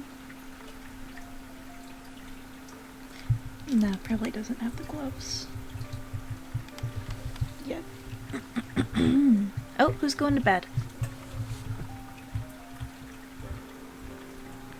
Good night, Galactic Pal. Thanks for hanging out. Good night. See, I never saw Open Season 2, but I'm actually kind of a fan of Open Season 1, which is a weird movie to be kind of a fan of, but we owned it on DVD because it was on sale at the local, like, fucking Ray's food place, so... Now, is that the one with the weird gay energy? It has the weird gay energy. Okay. But also, honestly, the toony and deforming stretch and squash animation performed in a 3D setting. Ooh. Ooh, Also, I love the that. shitty redneck villain, kind of attractive. It has stretch and squash animation. It's very nice. There's like actual like bounce and bend and everything. And it was kind of in that era of 3D where people were a little bit more on that Pixar, like, you know, fucking Disney crisp animation, or it was garbage. It was rough for a while. Oh, hey, Nobody heard me. Cause, real quick, what pronoun should I use for Hazel? Oh, yeah. Yeah, I'll keep the sleeves rolled up. Sounds good.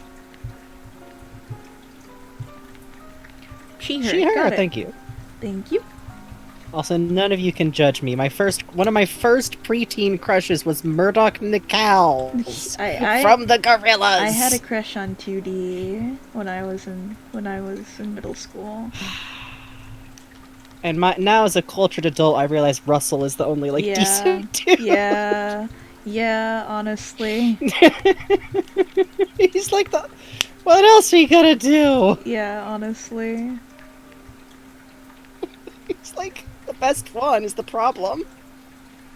Murdoch is kind of hot, and he's a bad boy, but he looks like he was hit in the face with a shovel because he canonically was. He's canonically had his nose broken 8 times, and the last few were his fault. Get you, Stroboski. Thank you for the follow.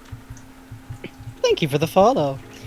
Also, I feel like the fact that I never crushed on Noodle is what betrays that I was never actually going to grow up into being a lesbian. You know what I mean? See, I'm too used to her as a little kid. I can't, you know? I was the same age as Noodle. Oh, wait. My sister got into Gorillas first. Oh. Oh yeah, I guess I did grow up with Teen Noodle. But yeah, I also kind of... Yeah. I also know what you mean, though. I'm still like, no, Noodle's 12, which I feel like is how every band member feels about her. Meanwhile, Noodle, I think, can legally drink now. You were like, Noodle's so hot, and I'm like, oh, what a fine young woman. I remember when she was dancing with Yeah, Sean's right? head. I'm so proud. She's grown Yeah. up so wonderfully. But if you were the right age, I feel like that was the big, like, gay identifying at girl crush at the time. Yeah. Oh, hey, I know this song. Frankie, do you know what part this is from? Our good friend Flint Papers has some advice for Sam.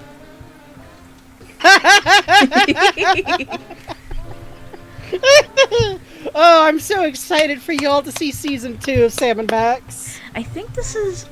Why did you have to add permitted term gay shit? Automod. Yeah, exactly, Adrian. Oh, Shigo was that's Oh, yeah, Shigo, Shigo. yeah. Ooh. Good night, Shigo other did a child. lot of damage. Oh, Fizzcake Benry comic, fuck yes. Ooh. What do we think of Ace being in the Gorillas? Deeply funny. I The thought it Ace was is now cool. canonically in both settings Murdoch Nical's bastard child. It's the best. I'm so happy. It's so fucking funny. Yeah, honestly. Also, I don't know, it kind of feels... I'm like, that's nice. He made something of himself. He's a musician. It's like finding out that, like, the hot dirtbag from when you were in high school turned out to be a pretty good guy, kinda. Yeah, exactly. Because speaking of bad crushes I had as a child... Listen. Honestly, who among us was not a young trans child identifying way too much with Buttercup for some reason? For some reason. Mysterious. For some reason, despite actually liking a lot of femmy shit, I really identified with girl characters who had, like, big, angry, unhappy reactions to being forced into girly shit. Trying to find... I don't... Oh, I'm dumb. Seems- I know what I have to could've been do. Ugh. Okay, hang on. Drone? Will that pull it up? No. Friends? Friends in the chat. Wait, actually, maybe I can find this. Also, sorry for the Scanner. accidental There it call is. out. No, not Scabber. Oh, Mulan, There yeah. it is. Okay. Sorry, I'm getting reference for what a City 17 scanner looks like from the side from the Half-Life Alyx for model sure. viewer. Real quick. Understandable. Wow, that is complicated. Okay. No, see, that's the funniest thing, is that I wasn't really, like, a tomboyish kid, like, strictly speaking, because you're supposed to be, like, into sports, and, like, not like girly stuff at all, but I liked to sew and bead, and liked dolls and stuff. That's called just being a baby trans person in the 90s. Yeah.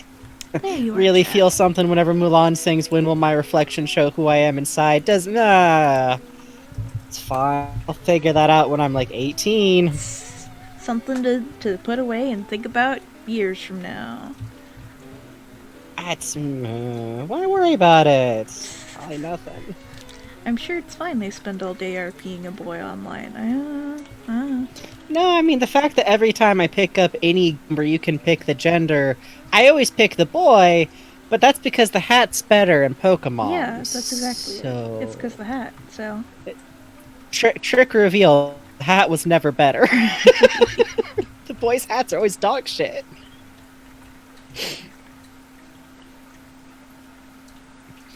Yeah, I feel you.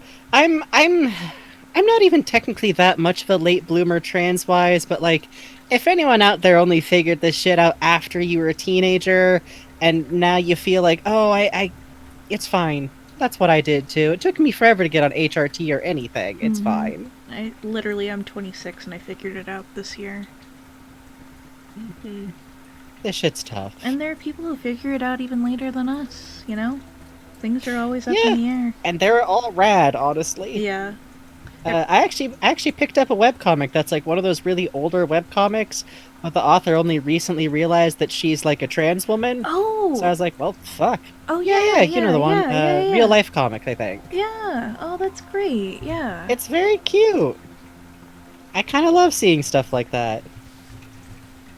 Yeah, like my parents literally figured out the non-binary thing like 4 years ago. Dang, that's great. After honestly being the most non-binary person their entire life. You all need to understand, my parents' main coat they wear outside is a lab coat. God, yes. That's so fucking cool. They have, like, hair down to their waist, but it's usually worn up underneath, like, 2 layers of hats. Mm-hmm. The Nutty Professor energies are very strong. Good. And their name they've been using since the 70s is a noun, and it's not their birth name. That's cool. Yeah, listen, they're really into Proust still. They know so much about France right now. That's not even because they like France. Oh, really? It's just relevant. Yeah. I don't know how to explain that. It's like how we wound up knowing so much about guns from Lupin the Third, even though we don't care about guns. It's kind of like that. It's that kind of, like, research hole situation. Hey, congrats, Leaf Twig. God, they actually probably would like Floofty. Oh, yeah, that's cool. Cake is actually good for that. Frankie's got a cool tradition with that. Yeah. So my parents, their tradition that they learned, like, back in the 80s from one of their friends who was a lesbian, is that every time you have to come out, you get a cake. Because coming out is scary, and you have to do it lots of times. So, like, if it's to your parents, you get a cake. If you gotta do it again at work, you get a cake. If it's to one of your old best friends and you were pretty sure it was gonna be okay, but it's still scary, get a damn cake. Or pie, or tart, or whatever else is a fun treat that you can get. It's a good tradition. I got a pint of ice cream. Because it's scary, and a pint of ice cream is good. Get a sleeve of Oreos. Yeah. Do what you gotta do. Do it. But generally speaking, it's something that should be celebrated, but I also think it's important that, like, I feel like coming out is something that's kind of demanded of you. Mm-hmm. But you can just not if you don't want to. But if you do, good job, you're brave. It's tough, even if you're used to it. I'm very casual about this shit because I live in California, so I can be, but it's still a lot. Also, fun fact, you can just bullshit people. I just correct people on my pronouns, and then I make a joke about how it's the voice, isn't it? And then nobody says anything, because nobody really cares that much. Yeah. One tip I actually saw from Uncle a trans humor. woman was that, like, if you're in a situation where she was talking about, like, oh, well, it was a mom and a kid being kind of weird at a diner. I was like, oh, well, I have a hormone problem that makes me sound like this, so...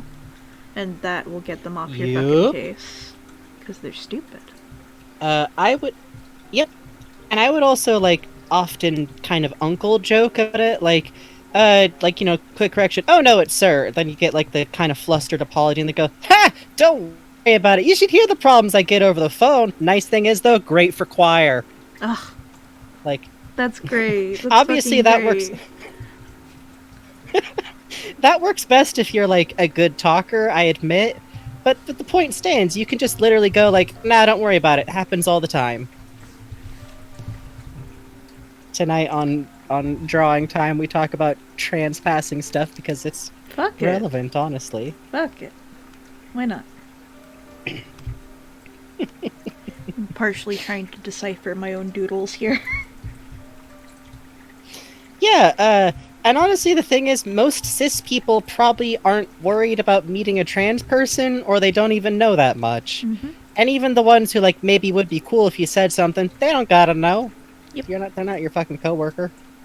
They're not, like, someone you're trying to do stuff with. Which, I'm also someone who's good at being like, no, teacher person, we're gonna talk about this.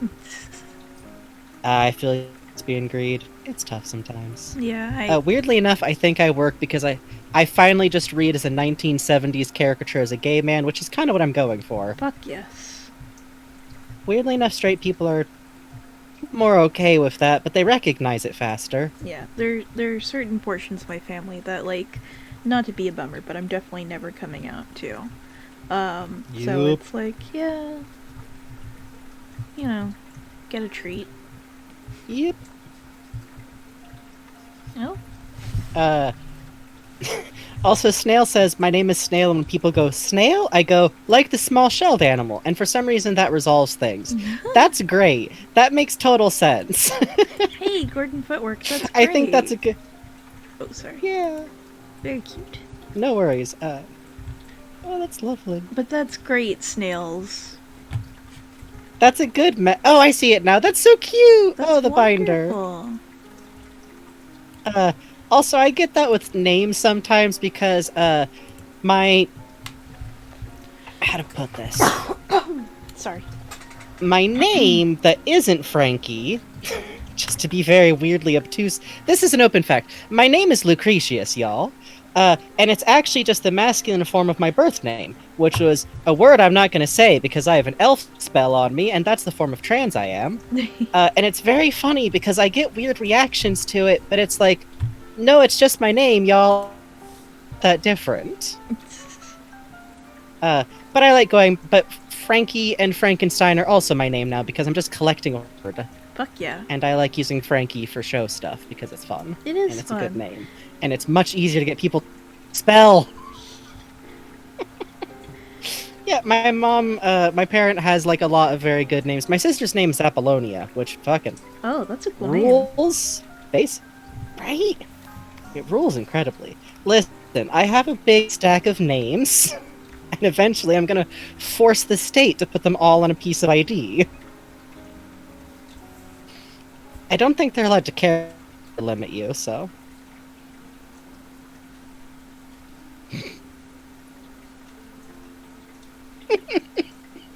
See, Gordon Footwork, that's where I want to be.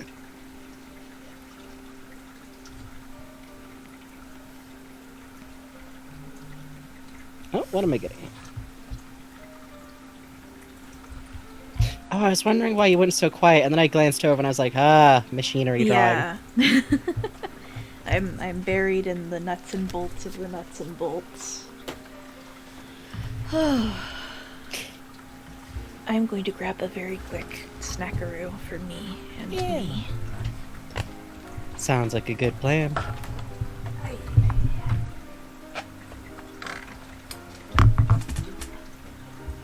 Funnily enough, I did accidentally do the trans person trying out a new name for yourself in a video game thing.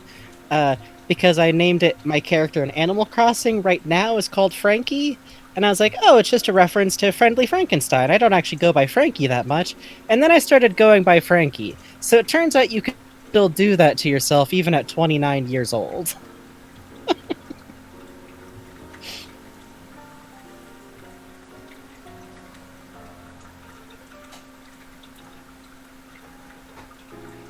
Oh, Cause, I'm so happy. I really do love getting to see, like, draw Hazel and, like, chat about her. Hino of the Dawn, that is also an extremely well-traveled form of name picking out. Your D&D name, a name you use in video games, your screen name, very common.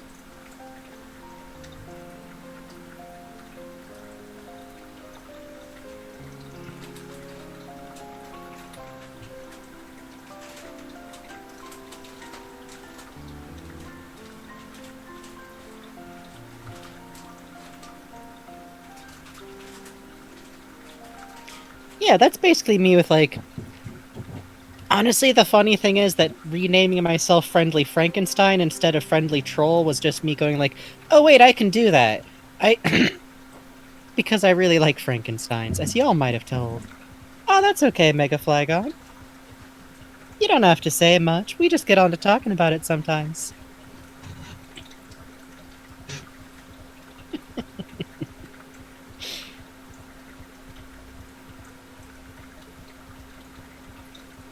Warrior Cats, I believe, is also a fairly traditional source of new names. Also, fun fact, even if you're not trans, you can name yourself stuff. You can, it's true. I am actually a big fan of cis people coming up with new names for themselves and being called those names. I think it's fun and good and cool. And also, let's be real, it is such a dice toss on birth names. Yeah, you can just do whatever. And if your friends are cool, you can just say, like, hey, I'd like to be called this thing. And admittedly, trying to, like, nickname your something like, hey, I know my name's Radley, but I want you all to call me The Rad might be a hard sell. But also, fuck it, why not? Yeah, exactly. Yeah, Bubbly Milk, people who get on Wayne's case about his birth name are people who have bad boundaries, basically. Hello. I return. Hello, I was telling everyone that also cis people can come up with cool, fun names for yourself. Mm-hmm. And it's cool, and you should do that, and it's lovely. Use your screen name from Neopets that you got attached to by accident.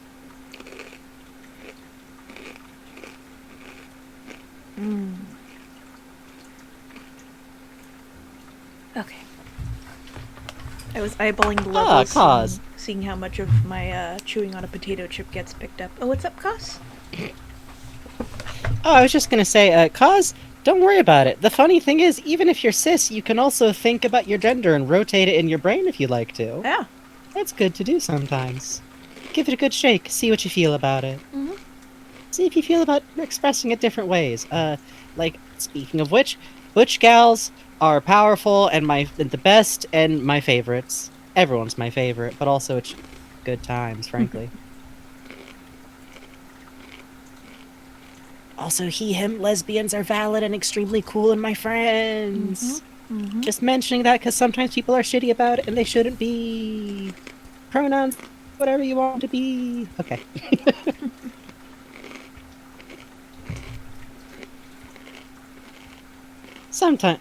Sometimes I just like to mention.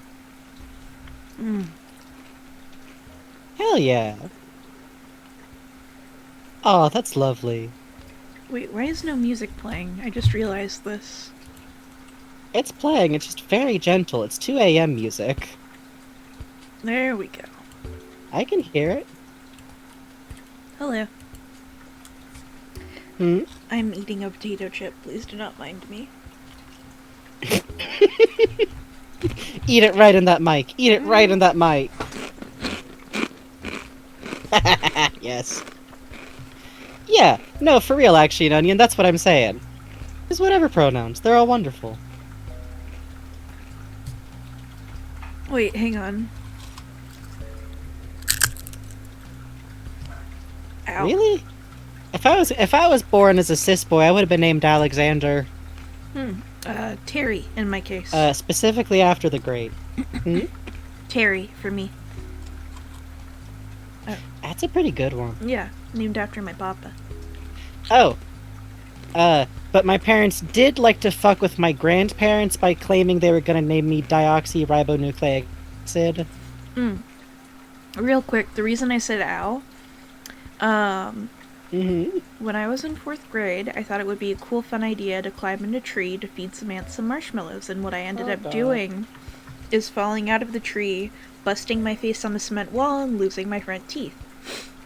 So, long story and lots of dental work later, I have a bridge at the top of my mouth, which is a fun little fake tooth thing, and I can flick it, and it makes noise. That's porcelain. So when I say ow, it's because when I bite things, it sometimes digs into my gums. The end. Be careful when you climb things. Please. And side note, real quick before I forget, my parents also like to fuck with my big sister by claiming they were gonna name me Jesus Elvis. So the point is, Gen Xers were kind of shit posters, frankly speaking. Aye, that's pretty cool, Lemon Berry Deoxy would have been a Conda. cool name, though. Oh, that's interesting. Man, I can't lie, I kind of love dental training models. They're all bad. They're all really bad. I love the ones that bite. They're so scary. Yeah, but I really love them.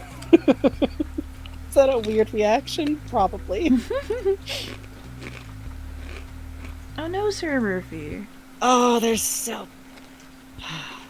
There's something. My reactions are all wrong with scary things sometimes.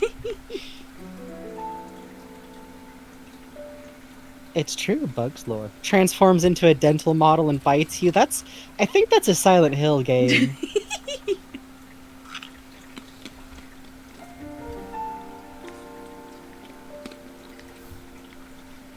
Oh, yeah, Temple of Time. Jesus.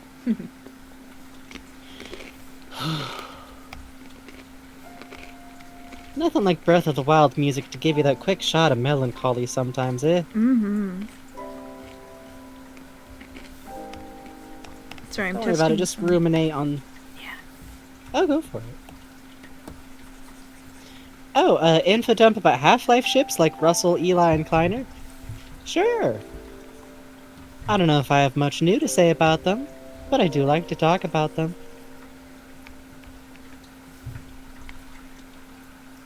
Yeah, the dentist stuffed animals with the teeth. We really should play Smile for Me sometime. Yes. I think we were talking about doing it like specifically to wander around and talk about the design. Yes. And it's kind of a game you can finish in like 1 or 2 sittings. That would be fun. We should do that. We should do that. Yeah.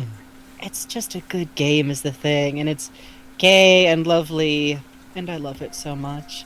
And also I want to try and voice Dr. Habit. Yes. I'm trying to find I don't even know what's gonna happen. a cooperative pen today. Are the pens fighting you? Some are actually. I'm trying to figure out why. Sometimes pens want to fight you is the problem. I think this one will do for now.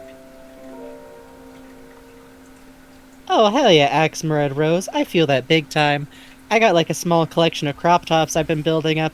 Honestly, sincerely, partially because OKKO. Like, I joke about it sometimes with Raymond OKKO sometimes, but sincerely I was like, oh, I can just do this.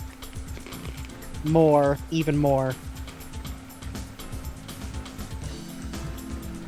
Also, Habit's a big brick of Russian nightmare and I love him. You have to beat every pen you use in a duel? Is that true, Bugs? Yeah, that is true. I guess that's how art works. That's why I use pixels. There's not that many brushes. Yeah. It's mostly pixel. It makes going on the Clip Studio Asset store a little harrowing sometimes. Yeah, that's gotta be tough. That's like selecting your, like... That's like when you're doing solo mode, playing a fighting game. Yeah, exactly. Is this Sonic CD music? No, it's Moon! How is this Moon?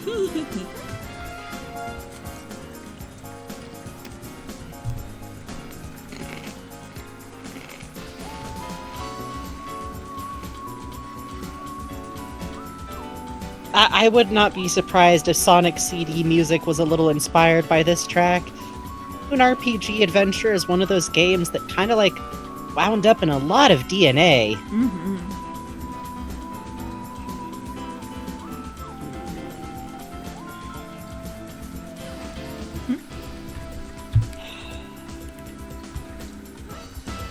I think I need to look up the actual map of where I'm drawing from. This sucks. Ew. I'm hate sorry. it. Oh! Hey, Frankie. Frankie, you got an info dump. Yes? Oh, what do we got? What do we got? Oh! Eli, Russell, and Kleiner. Okay, so... We gotta establish right away something very important here. There is no way Eli and Kleiner are not dating. I don't know what happened with the writers of Half-Life 2, where for some reason every time when they try to write, like, masculine intimacy, it just comes out the other end to married for 10 years. Like, Eli calls Isaac Izzy.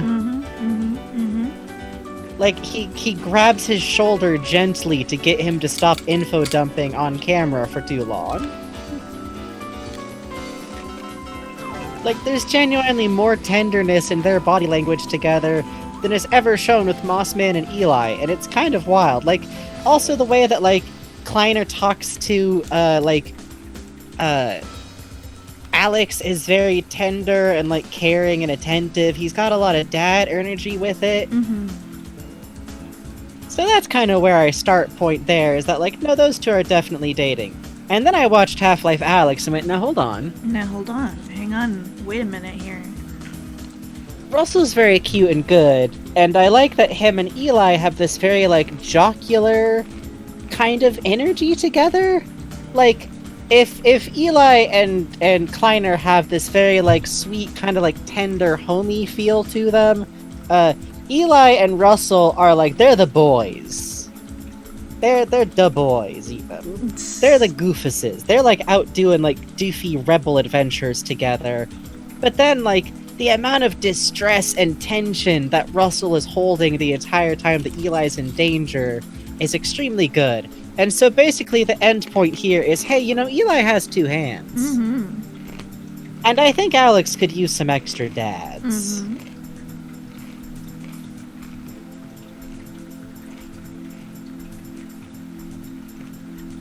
Russell and Eli would bond over modifying Nerf guns. You're correct, Sarah Murphy. And I just kind of like the idea of, like, I think Russell probably is just in that shitty situation where he's kind of crushing on both halves of an established relationship. Which is always fun, but then it ends well because, oops, it's okay, we are rebels and it is cold in this apartment and we are sitting close together under the same blanket. Do not worry about it, bro. There's a lot of room for, like, Russell and Eli, or Russell and Kleiner kind of getting closer together, which I think is very cute. Mm-hmm. I think that Russell and Kleiner, even though they've never been shown to interact, I feel like they'd be very fun if they're both, like, set loose on the same project together. Yeah. There's probably a lot of, like, very enthusiastic info dumping and going back and forth. And also, Russell is a little bit more of a machinery guy. Kleiner does have a lot of machines built around him that he operates, but Russell, you can see, like, oh, stuff's been pulled apart and iterated. And I kind of like to headcanon that Russell is who put together Kleiner's hideout entrance, because it's that same kind of, like, wall slides apart camouflage thing that Russell uses. Yeah. Huh? You're right. Yeah. And it's so, to me, especially the thing of the fucking, like, the vending machine, that feels like a very Russell touch. That's like his kind of... Now listen, so long as nobody tries to get the Diet Coke, which is out, at the same time as the discontinued lemon green water, it's fine. Yes, exactly, improbable. Bro, we are rebels. It's okay to info dump around me, bro. Side note, because there's not a lot of info about Russell, I've wound up thinking a lot about, like, his past, and I kind of like the idea that he knows Eli originally through, his wife and Alex's mom, because let her be a character, for God's sakes. Please? Yeah, Please? I'm also being very distracted by hopes and dreams Do you want as me we to speak. skip it? No, I kind of want to listen to it. We can take a moment for hopes and dreams. Okay, here's a question, though. In the Half-Life ported into Undertale as a setting, not as a story, Right. which one of them is a boss monster? Is it Barney? Eli and Alex. Fuck, that's really cute. Yeah, that'd be really cute. Especially since it would allow for Eli to actually be like an older boss monster, which would be cute. Mm-hmm. I keep forgetting about that. Do y'all ever remember that horrible detail in Undertale? Boss monsters only age so long as they have a child who's aging. Like, past adulthood, anyways. Or possibly past whenever their parents died, it's unclear. Anyways, I think about that sometimes. Definitely didn't think about it for a long time in the context of how, in Deltarune, they sure named their second child after a Christmas-sounding pun. Asgore. Yeah. Yep. It is a detail in the original Undertale that is dropped at one point. the reason why Asgore and Toriel have lived for so long without aging is explicitly because their child died. Yep. Thanks, Toby. Just... God, thanks. Yeah, which, the reason why I bring it up is because I was thinking about Deltarune and I realized, doesn't that mean that you have to have a kid? Like, it's that or stop aging. Yep. Yeah. Who? No, Please marry Rudy.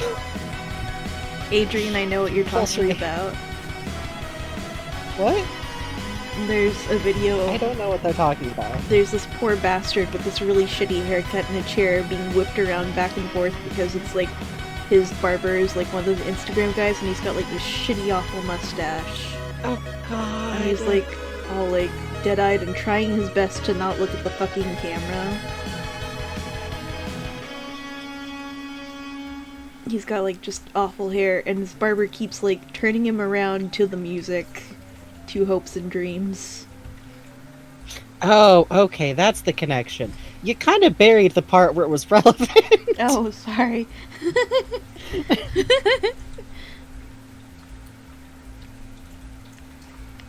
Hexaki, I love you so much. Please delete the color. Delete it. Delete it. Delete it. No, I don't. Okay, fine. I'm just moving it. Rotates You you live to here Hopes now. and You've Dreams. been banished from the palette. Oh, to be rotated to Hopes and Dreams. Oh, It's if true. only. God, if only. Okay, where was I? Oh, I think Russell and Kleiner and Eli would have a very good kind of vibe together, and I also think, dear God, Russell needs someone to keep him from overworking himself to death in an unheated apartment. Yes, that too. Which is kind of where I imagined, like, Kleiner kind of comes into it a little bit, because admittedly not off of much canon information, I always just get the vibe of him being like a very cozy, kind of caring person. Outside of the part where he will definitely shotgun a motherfucker if he has to. Mm-hmm. Is this RuneScape music? No.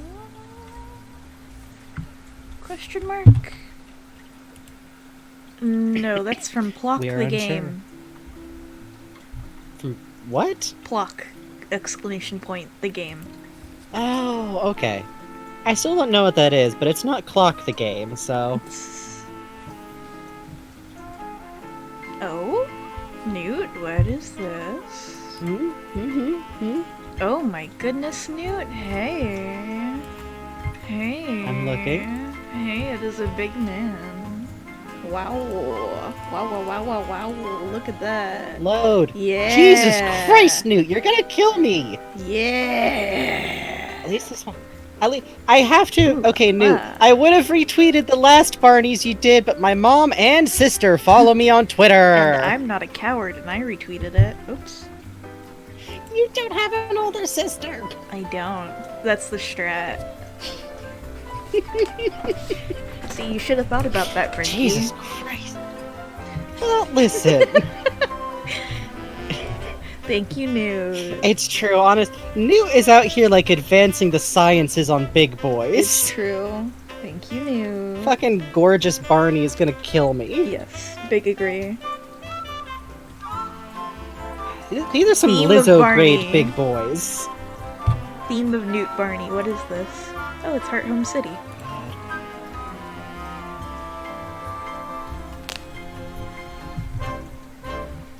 Oh, that actually looks pretty good.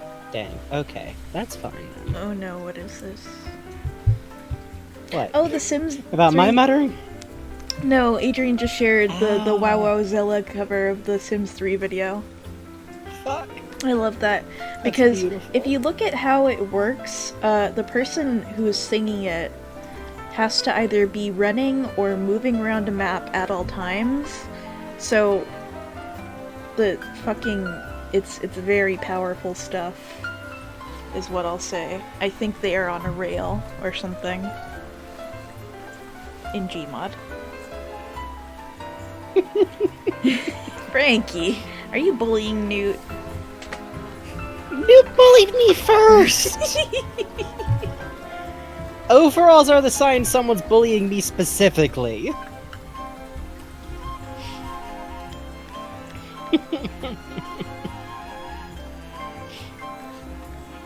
Honestly, the fun thing caused is that people do love the big Barney, and sometimes there are extras. Which I do approve of. Okay, what reference photo do I need now?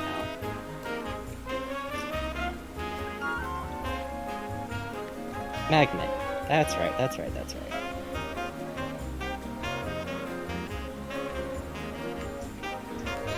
I am always struck at the intensity of which Barney is just like instantly like people who have never played Half-Life in any way before will play Half-Life 2 and be like, oh, I like this guy.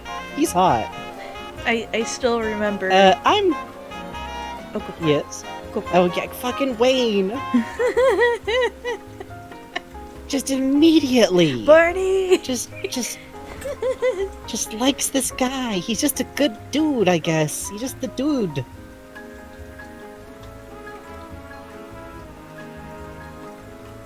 And I'm doing pixel stuff, which is why every now and then you'll hear me make some very weird comments about it. Because pixel art is fun and never feels like you have made yourself a P-cross that you have to solve. Oh yeah, Beauty Calhoun. Oh, fucking genius brain tasty, fucking tasty, ideas happening tasty. here. Oh, we'd love to see it. We'd love to see it, is the thing. Oh, that's great, Mega Flagon.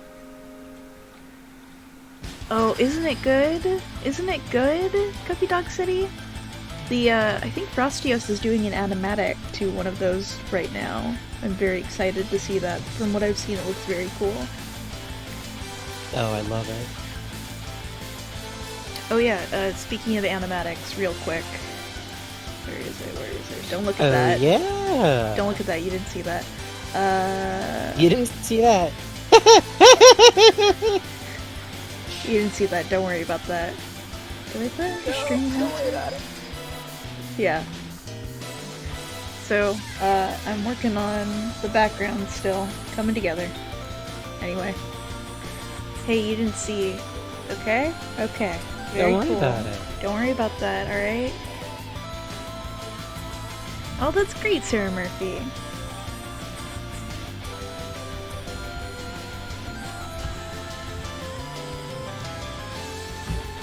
Disability.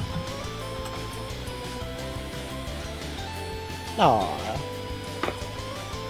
Yeah. You're not wrong, Mega Flagon. What song is this? You are... Bayonetta. Afterburner. Bayonetta. Bayonetta music exclusively rips. That's like one of the things I know about the game.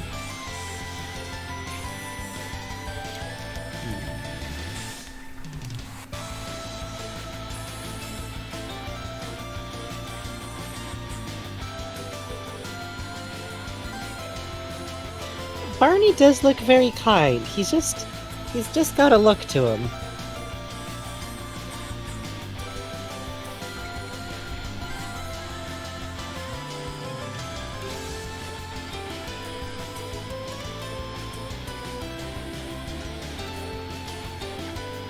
He's so kind. He looks so kind. So kind. He looks so kind. Sarah Murphy, what you might have noticed is the fact that Barney is visibly cinched into his uniform. Like, his actual normal uniform has literally like a bunch of belts on it. I'm pretty sure are just like forcing him to suck in his gut constantly. Poor thing. That's my theory about why his proportions look a little weird. Yeah, it's also because they made his head too big for his body, because they all have the same body type, but they wanted to show off that Barney's a little chubby. Yeah. So, it leads to some interesting stuff you have to not really think too hard about. Don't worry. Don't worry about it. It's fine.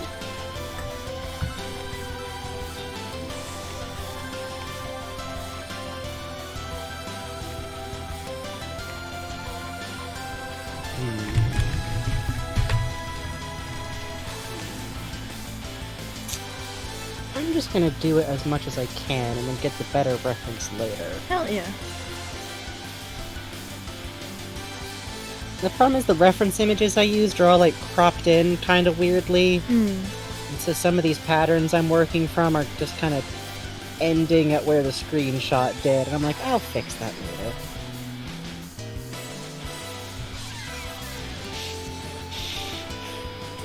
Yeah, he's in Combine Spanx, exactly. Fuck. This poor motherfucker's been forced into a girdle all day. Oh, poor Barney. It's like when you work a shitty job where you also have to wear pantyhose or something. Trying to look. I have an effect pen that I know looks like threatening when you write it out. Is it under tools? Why can my voice do that? Is it under tools? The Combine uniform looks doofy, but Barney looks good in uniform. That's what I'll say. True. That's why I occasionally like to try and design, like, a kind of more rebel-y armor for him. But also, let Barney have a head suit, I think. I think it'd be cool if Barney had a head suit, is all. I mean, for God's sakes, they had the first Heb suit for like 20 years. Kleiner wasn't working on trying to like build a spare? Did they just keep that sucker in a closet? Oh, you know. No, this is the armor just for Gordon. We have to keep it nice and safe. But we're come on, dying Doc. out there, Let me take Doc. it for a steer at least once. Come on. You're going to split the seams. Oh. Listen, I promise I won't crouch in it, alright? Poor Barney.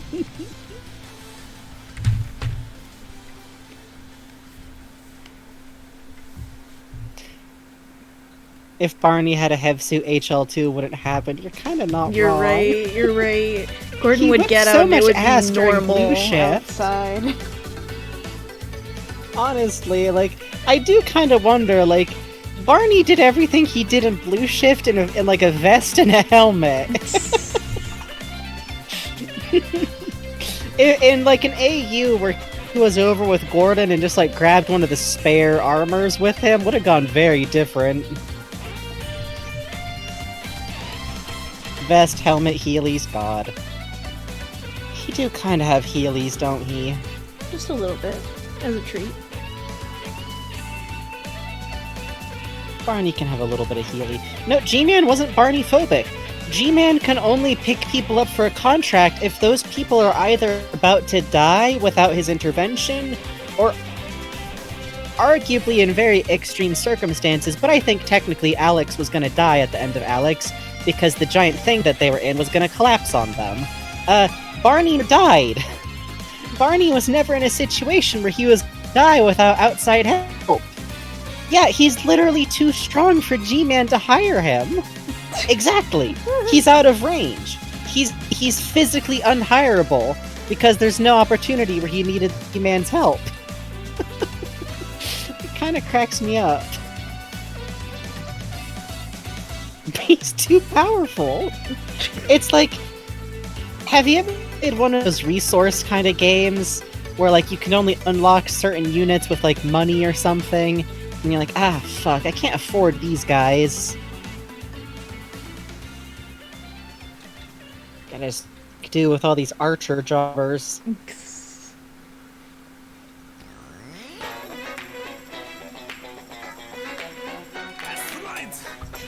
G-Man has morals because he didn't hire 4-year-old Alex. Oh, fuck yeah. The programming kicking in, Bugs. Merry-go-round. What?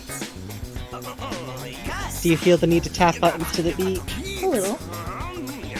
This is from Parappa 2, which is so much easier than Parappa 1, but, like, to the point of not being as fun, though, is the one thing.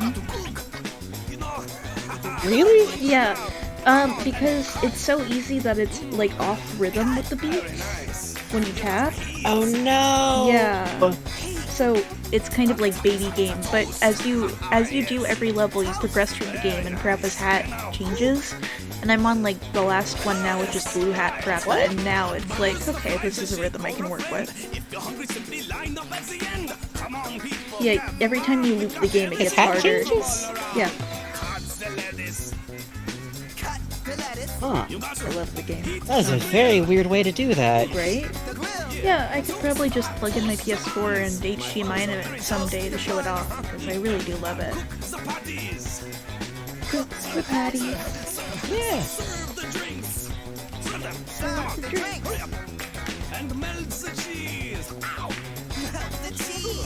You can hear Parappa's voice actor crack up on that line. Hey, Apple Pen, I'd love for you to work.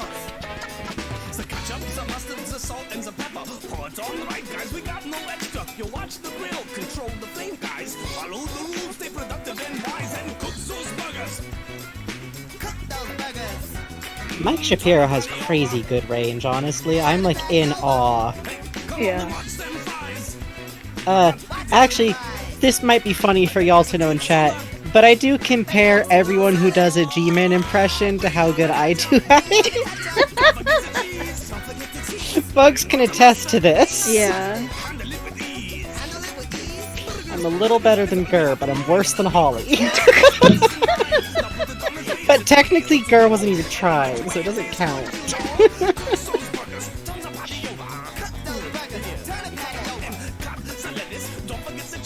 I aspire to Holly's talent, genuinely. Yeah, Or to the work, seriously, really. Holly's range fucking rules. Like, not to gush too hard on stream, but like, gosh. Yeah. Gur's voice is really good, and the worst part is that I can't imitate Gur, because a lot of what he's working with is his natural voice tone. The talented bastard. Holly's range I'm a little bit closer to, so I can kind of aspire. Oh, me too, Mega Flygon. The Until Dawn dub. that Yes, I'm Holly's in. so excited! Oh, that's gonna fucking rule.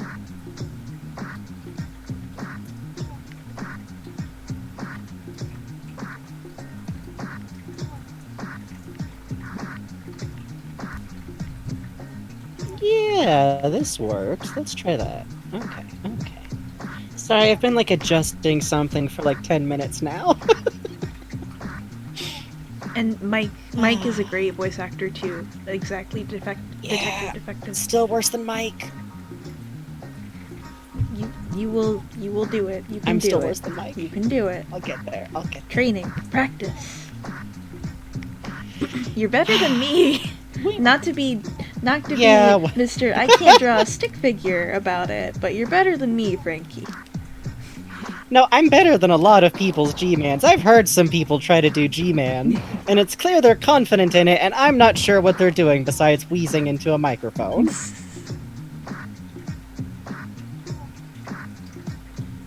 Oh, hold on. Also, it's a stream night, so I get to enjoy a little sip of Coca-Cola. And yeah, I feel that non-binary Vegeta. Let's see.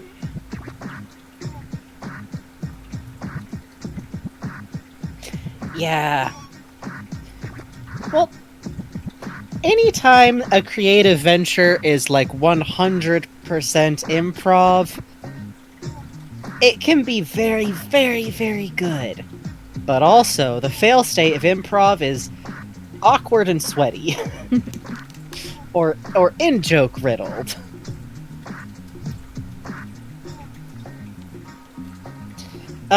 Honestly, it is worth noting that I was only on T for about a year before I had to go off due to expense reasons, mostly.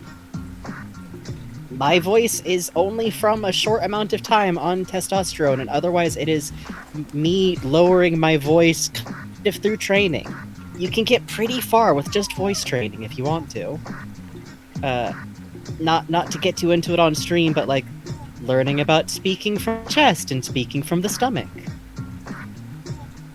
I'll get into it on stream sometime, but basically just like look up like speaking from like your chest, speaking lower. There's a lot of guides out there. My training is just parroting stuff that I hear over and over again. It's not good. My voice training is just repeating and imitating lines. Like very low like echolalia with a purpose. Uh-oh. What? My headphones are starting to... I might need to BRB for 10 minutes while I charge my headphones. Okay. Chat's under my control now. Good luck, chat. Be good, okay? Don't be good. Hello! Hello, hello, hello. How's everybody doing? I'm Bugs. I draw. That was Frankie. He is so cool and smart. We love a Frankie.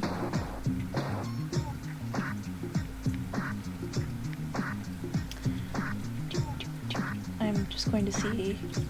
Okay, that's pretty good for how far in we are.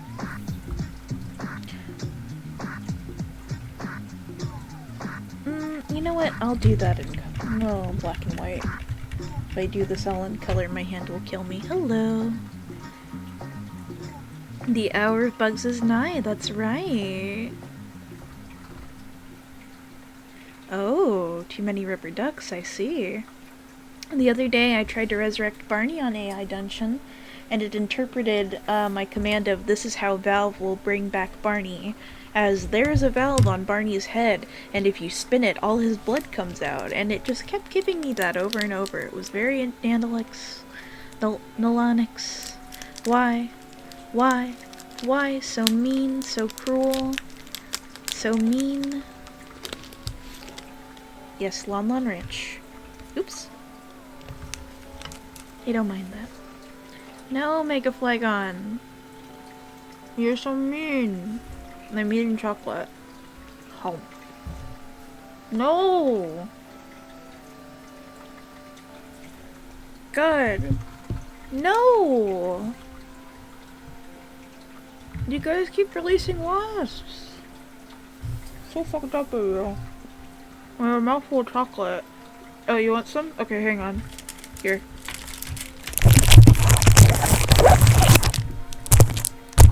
Are you getting it?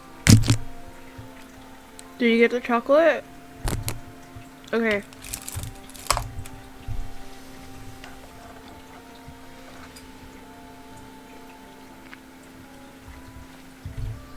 Sorry, snail.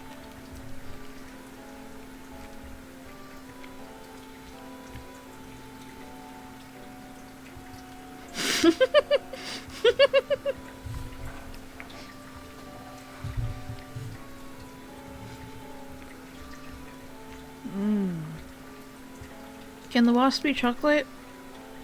I mean, if you can catch them and chocolate coat them, I suppose anything could be.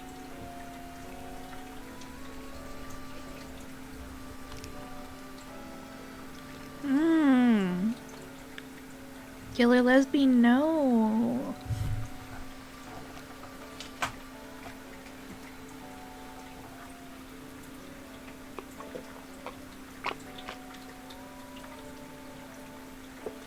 You should make popcorn. Popcorn is always good, especially at night. Okay, I've eaten the chocolate. It was Ghirardelli salted caramel my pops got for me as a treat. Hey, good night, Monster from Minerva. Ooh. What does knocking on Cell's tank do? Well, Cell is our friend. He is a chef. He is so very cool. And on streams where Cell is on, you can get him to talk. Hey, I'd love to hear that Yiplon and A.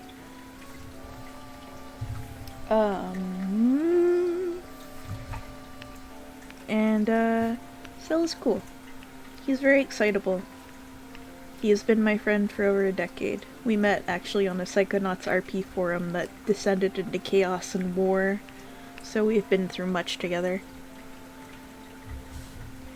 Oh, the other day, I was so sad. I went to go look at the Double Fine site to see if their merch store was still up, and it's not. And the Double Fine Action forums are gone. I'm so sad. I hung out on there all the time. Ugh. What a shame.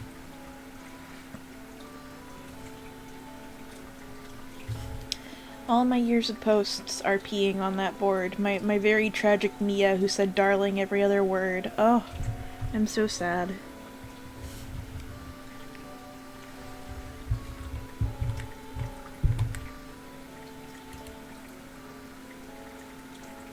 Chaos and Vor, hello? Children, what are you doing?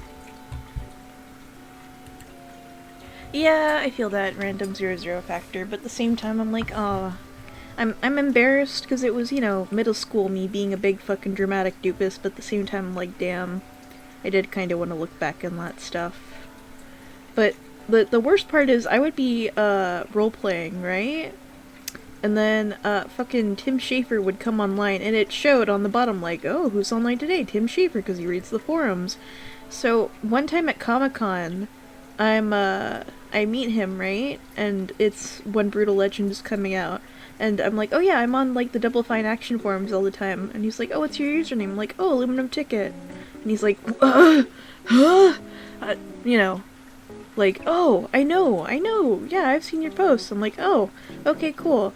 Sorry, that noise was the sound my brain made, when I realized that I just said my old username out loud, sorry.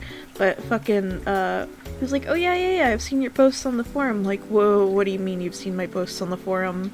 What do you mean that you've seen my post on the forum? But I was very cool and normal about it, as normal you can be as a cool 13-year-old. 15-year-old, actually, I think. Fucking... Oh, thank you, Sarah Murphy. Anyway, so soon after that I stopped RPing on the Double Fine Action forums because I assumed in my head that Tim Schafer would be reading my every RP post, which, no, god, he was probably just skimming, like, topic headlines and going like, what are they talking about? Okay, back to work. But it fucking ruined me.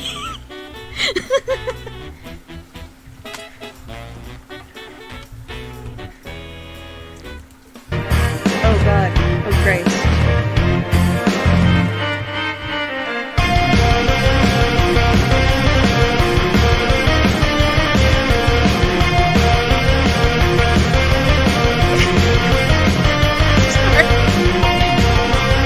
Okay, that's a little loud, but very cool. Thank you, Adrian. Great job finding it, Adrian. Extremely fucking loud.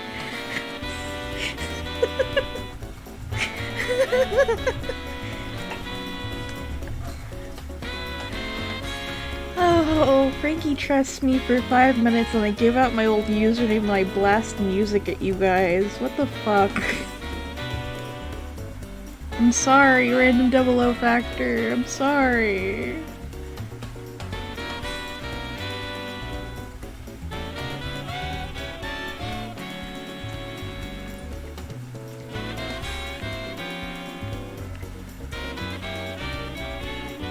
Oh, thank you, children.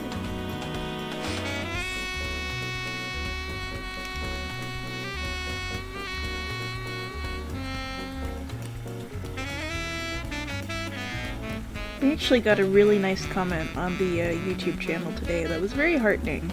Because every time there's a comment on the YouTube channel, I'm a little fucking terrified because it's YouTube. But, yeah.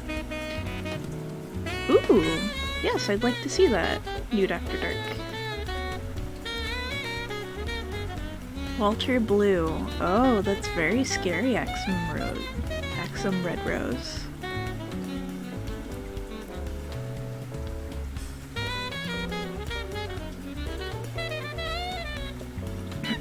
Yeah, basically, Adrian.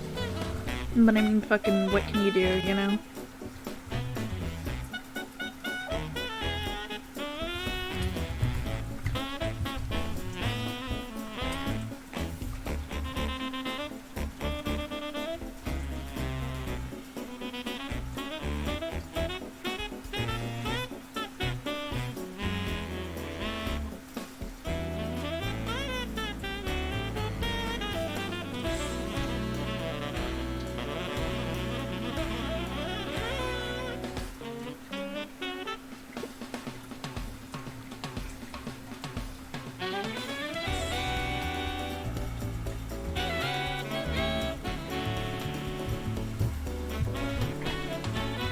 Oh.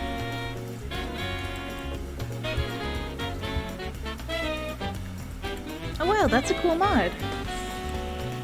Oh damn. That's very pretty. Cool stuff. Thanks for sharing, Newt.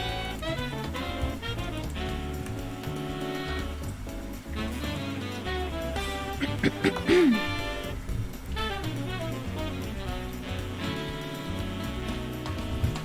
bring this board down, I'm too short today. Please? Please? Please be nice to me? Please? Oh, that's why I was having trouble drawing earlier. The board was at a completely fucking vertical angle. Oh, goddamn, do it. Alright. Now we are cruising. Oh yeah, I know, right, Detective Defective? Fucking, it's very good. I like it. Just kind of read it wrong.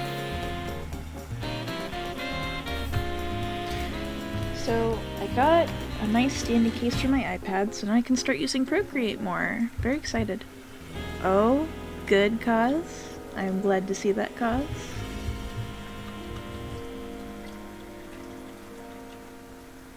Oh, I don't know if I could teach a how to art tutorial thing. I don't even know where to, like, start with that kind of thing, you know? But thank you. I learned a lot from, desperately copying people on TF2chan when I was 15. That's how I learned to draw. Desperately copying Makani's artwork over and over and over until I understood how faces worked. Do I use an art tablet? I do. I use a Cintiq 22 because I lucked out and had a sponsor for a bit. I could not have afforded it normally. Before then, I used a Huon, which I got for pretty cheap. Just about $99, which I know I should say, you know, that's not really cheap, but in the scope of tablets, it's cheap. And then before that, I was using bamboo tablets and used Wacom tablets. Oh, here's a tip for you. When school gets back into session, look for post-semesters on eBay, or if you're lucky enough to live near an art school, in dumpsters. Sometimes technology, like tablets, that's about to be replaced gets fucking thrown away. Or will get chucked onto eBay for like a low price. So.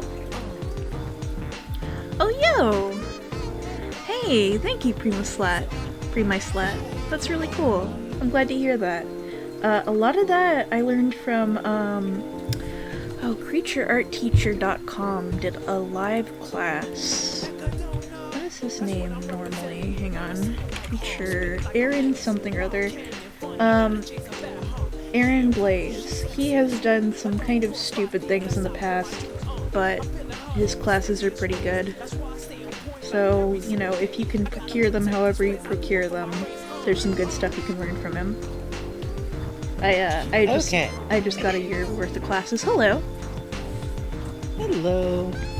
Sorry about that. The good news is with my headphones, like 10 minutes of charge literally just rocketed it back up to 80%, so.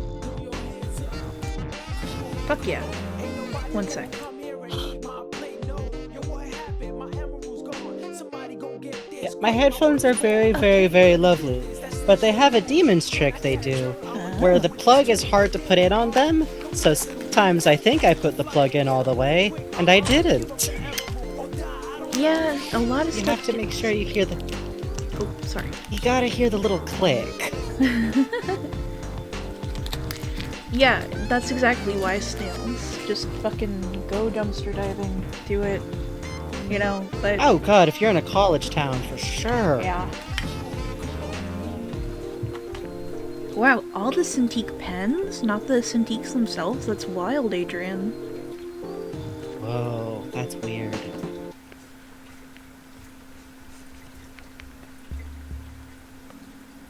I think I still have my How to Draw Manga book somewhere. Oh yeah? They're just...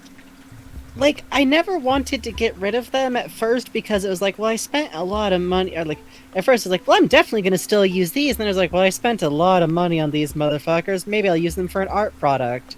And now I'm like, these are the funniest fucking relics to still own. Most of the advice is terrible. Or, like, not really super applicable. Mm. My favorite is one that I have legitimately goes into paper sizes, but they're like Japanese paper sizes. Oh, yeah. Used for manga publishing? Yeah. Oh, you got that fun A-B? Like I got?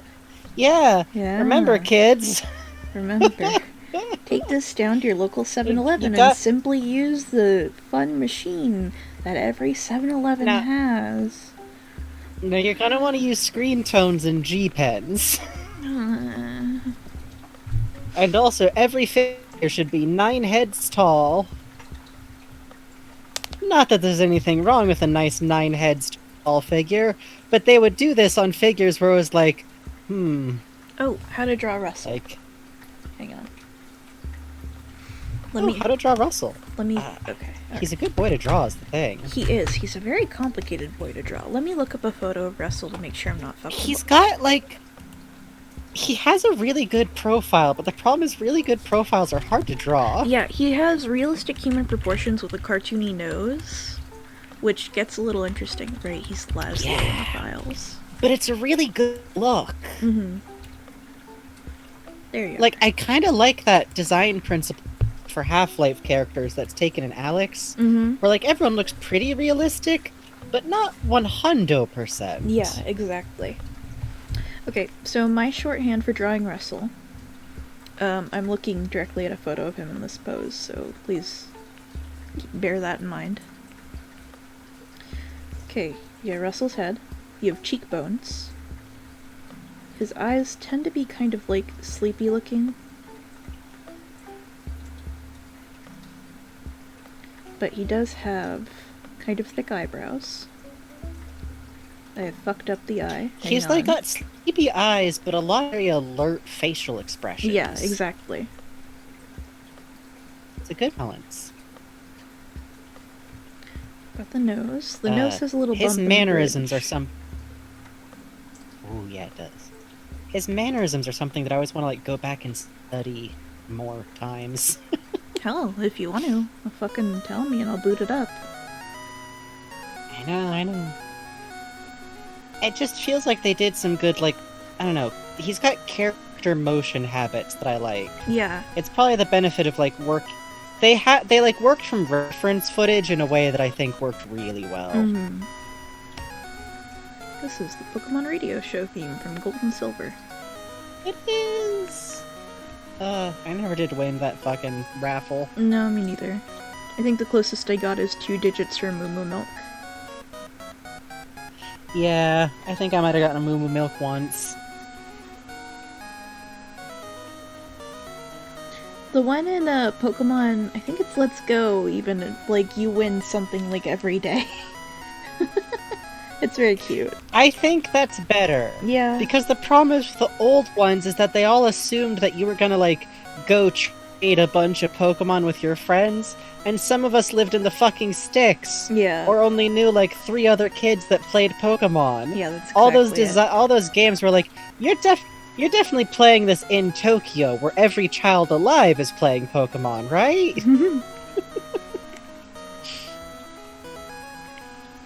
Alright, then we got his mutton chops tend to follow the stroke of his cheekbones. He's got some real Lupin the Third fucking mutton chops. Sure does. He's got nasolabial folds. Lip. Which is cute. He's got cheekbones that further go in here. So we've got this curve right here. You can see the curve of the skull into the cheekbone, into the jaw, kind of guides the shape of the mutton chops, right? And then he's got, like, right under his eye socket, it's a little hollowed out, and then you've got, on a face, this will be this bone. The cheekbone. Okay, your nasolabial. I wonder You if... got your eye socket. When he was younger, do you think his cheeks were, like, a little bit more solid along the bone there? Probably. This is where the jaw connects.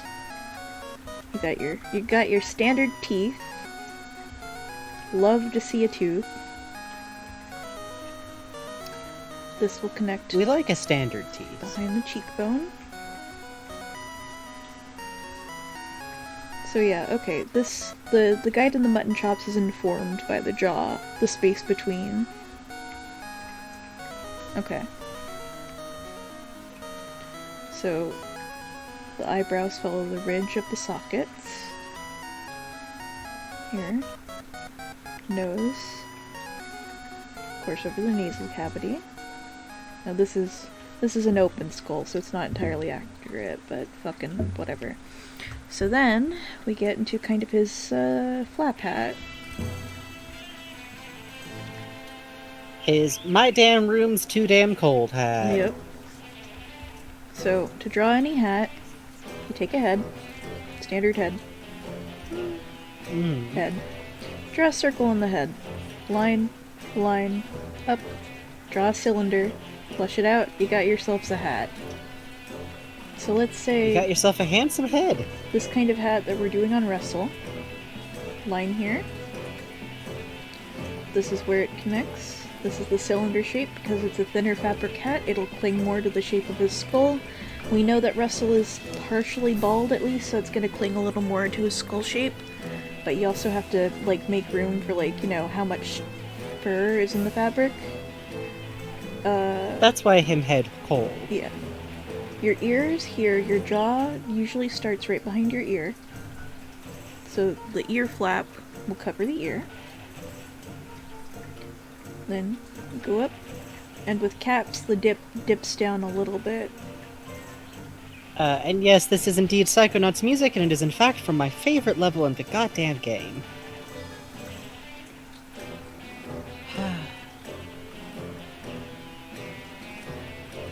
Oh, well, Lord, no.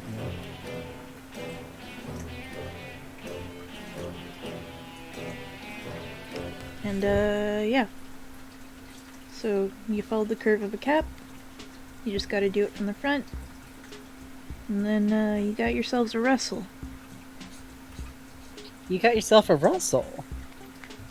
And that's basically how I draw, you know, every character. You think about the shape of the skull, you think about the bone structure of the character, you think about how facial fat will, you know, change the shape of the character.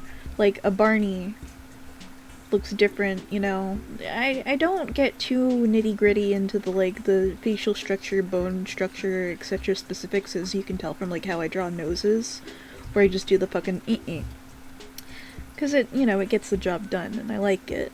But a Barney... And there's something to be said for, like, simplifying some bits. Barney has a little more, like, roundness in his cheeks. So you wouldn't necessarily see, like, where the cheekbone is revealed. You wouldn't necessarily have this curve that goes inward over here. It would probably go a little bit outward with his cheeks. So, yeah. Then you got yourselves a hairline. Over there. Head. Little bits of stray hair from where his hairline dips. He's got a little bit of thinning hair at his temples. Scar on his cheek. Hairline splits in half right about here. Yada yada. And that's a Barney, more or less. Except Barney has thicker eyebrows, I forgot. Good night, Adrian. Hey. Good night, Adrian. It's also worth noting that sometimes with, like, simplifying these shapes, one of the good reasons for simplifying them down is that it literally fits in a smaller area. Which, for stuff like comics, can be really important, because if you're splitting up a whole page into panels, you don't have a lot of space for rendering. Some people still render stuff like fucking mad geniuses, and it's impressive as hell. Oh yeah. But it's something to think about when you're balancing... Logmore's understanding of muscles and machinery. Oh, that's some good rendering. Or, The Last Halloween, Abby Howard. Oh, man, yeah. With the little fucking ink strokes all the time, the hatching. I love the hatching. I worry so much for her fucking hands. But like, same with Junji Ito. Like, my man better be sleeping in a wrist brace. Yeah, for real. And then real quick, as a kind of midway point between these two, Gordon, I like to do his head kind of rectangular because it's fun. I figure he has kind of the cheekbones in, but still kind of a, like, more solid, you know... He's got a little more fat to him compared to Russell. Oh, another thing that makes sense to about me. older characters. Typically when people get older, their noses grow, their earlobes grow, There, what is it? What else grows? I think it is just the nasolabial folds that also grow. So that's why. You also get, even if you don't get many other wrinkles, you get them jowl lines, right? Yeah, you do. So that's why, like, say to age up a character, you have these lines and these lines and these lines. You know, smile lines, crow's feet. You know. The usuals. Yep. And this is from Mario 2. This is track 2, Mario's 2 prototype. Well, fuck, I mean, it sure is. Sure fucking is. Got us there. Gordon, I do a rectangle, go to strong jaw. Actually, I draw Half-Life Gordon completely different from how I draw HLBRAI Gordon.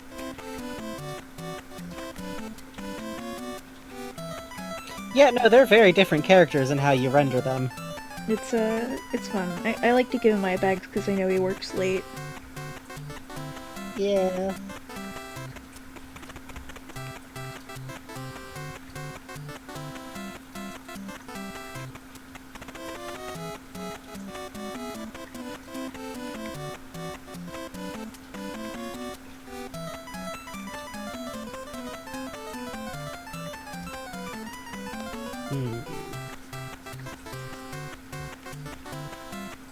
That's one thing I think about a lot with Brad's art and his approach to HLVRAI characters, is how he treats them like they're polygonal figures from the game. Yeah. That's such a fascinating design sense, you know? It winds up looking so cool, It looks too. so fucking dope. Brad makes cool shit. Oh! Good night, Make a It's Flag On. true. Thanks for hanging out. Good night, Mega Flagon. Whew. Give me one sec.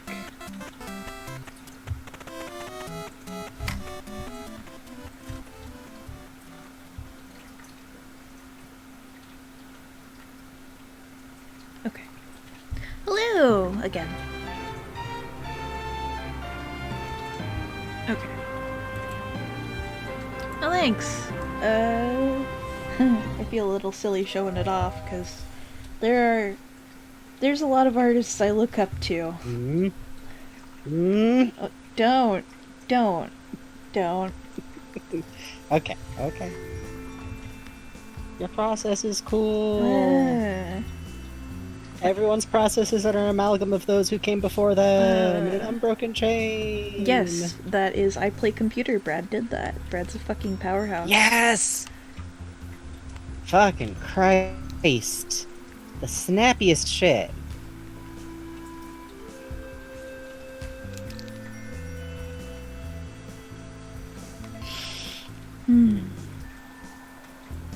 This has gotta be Celeste, right? Nope. Oh, really? Huh, Stardew Valley. Oh, I thought it was RuneScape. It does kind of sound a little RuneScape, don't it? Oh, yeah, it's the Mines music. What? Non-binary Vegeta, no! Don't you do that. Thank you.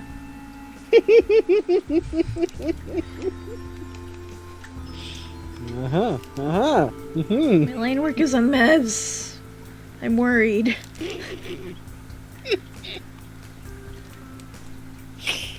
It's pretty, though. Thank you. Thank you. Thank you.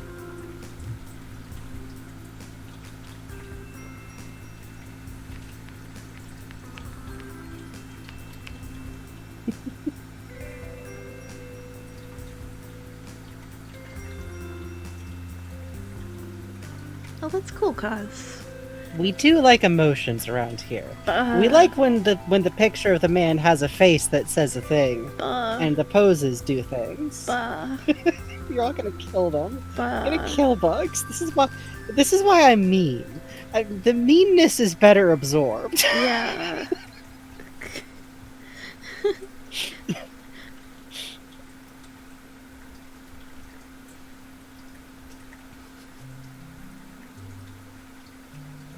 This is also Stardew Valley, isn't it? Nope.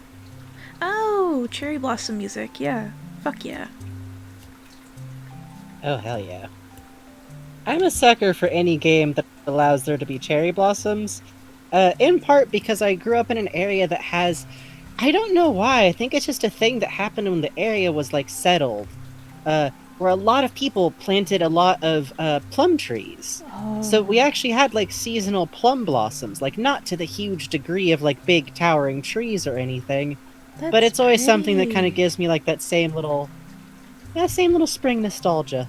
Oh, thank you guys. And non-binary Vegeta, that's a big fucking honor. Your art rules. Thank you. Yes!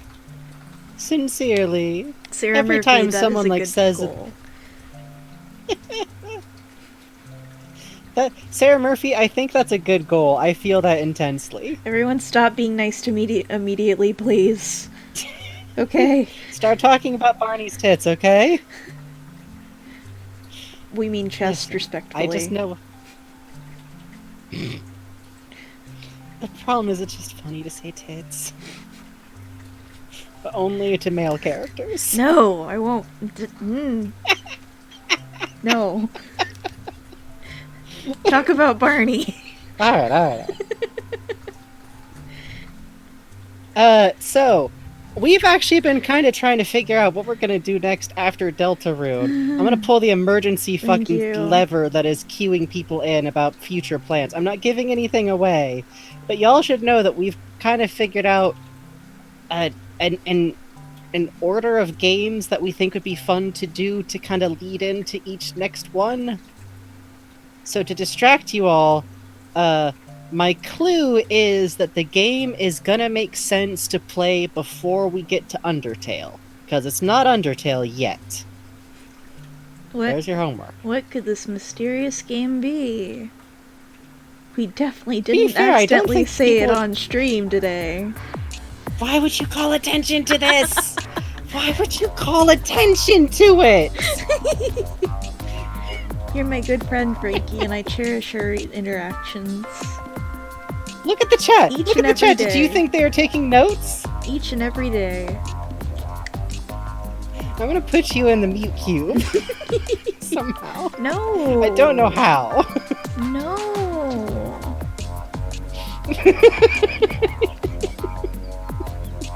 I have to look at a picture of Barney Okay. real quick. Okay. Should I just... They've guessed it, and you Yes. forcibly... Yes, out not say it. We're gonna play Earthbound. You're the person who would know keep it quiet at the beginning of this stream. What? Huh? What? You literally... Huh? I tried to talk don't about what I'm understand. drawing, and you were like, Huh? no, shush! No, I don't understand. I'm lowering the mute cube. I'm lowering it gently.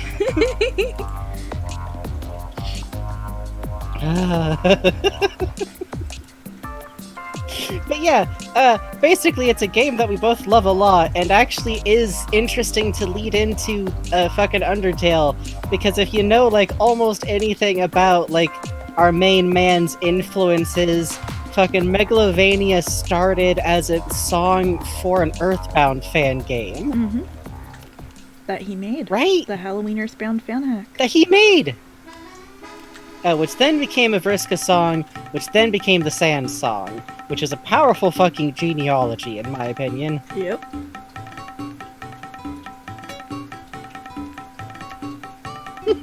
Oh, Josh the Zombies are just guessing. That's impressive. Hey, hot dog. It makes sense if you've, like... if you've listened to us talk, it makes sense.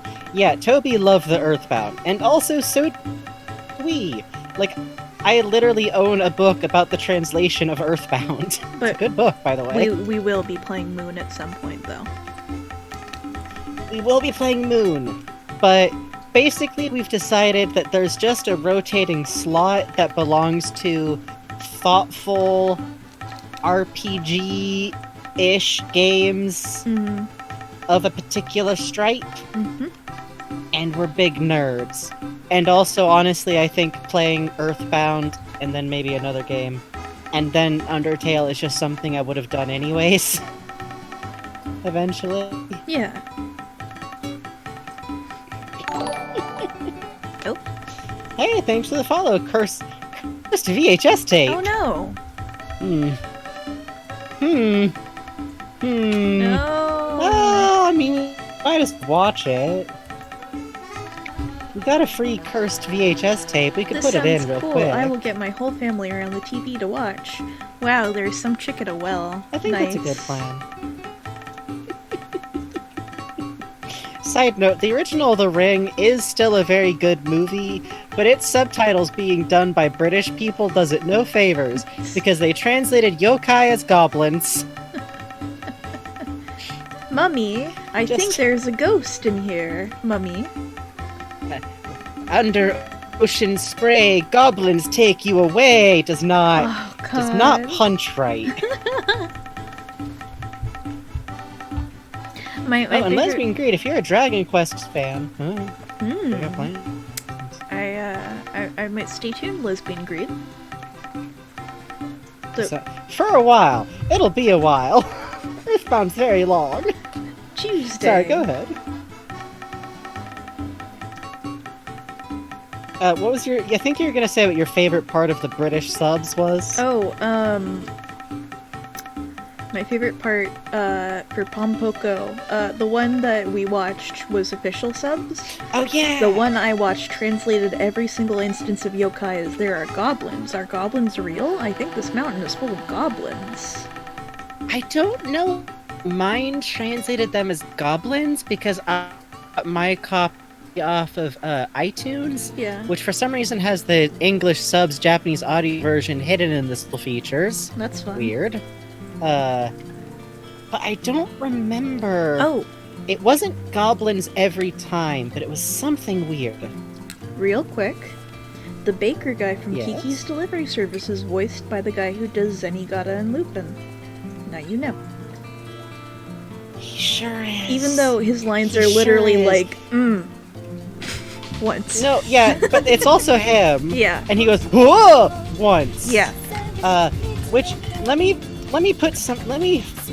float something. Okay. So, people who know Miyazaki's work probably already know that he kind of likes drawing women that he finds hot that are age appropriate. The age appropriate is important. When he was a young man, he gave us the world's best interpretation of Fujiko Mine, Oh yeah. who kicks fucking ass. And like later on, we've got like the cute baker lady, and then later on, we've got the pirate queen from fucking Laputa, Oh, I who love her. had a massive impact on baby me. Oh, I love her. But I want to lay down, I think he also has a thing for Zenigata that persisted through the rest of his work. 2 songs. Like, because the baker guy, and then in Laputa with the pirate kids, like the pirate guys. Is there another song you guys are hearing on top of this song?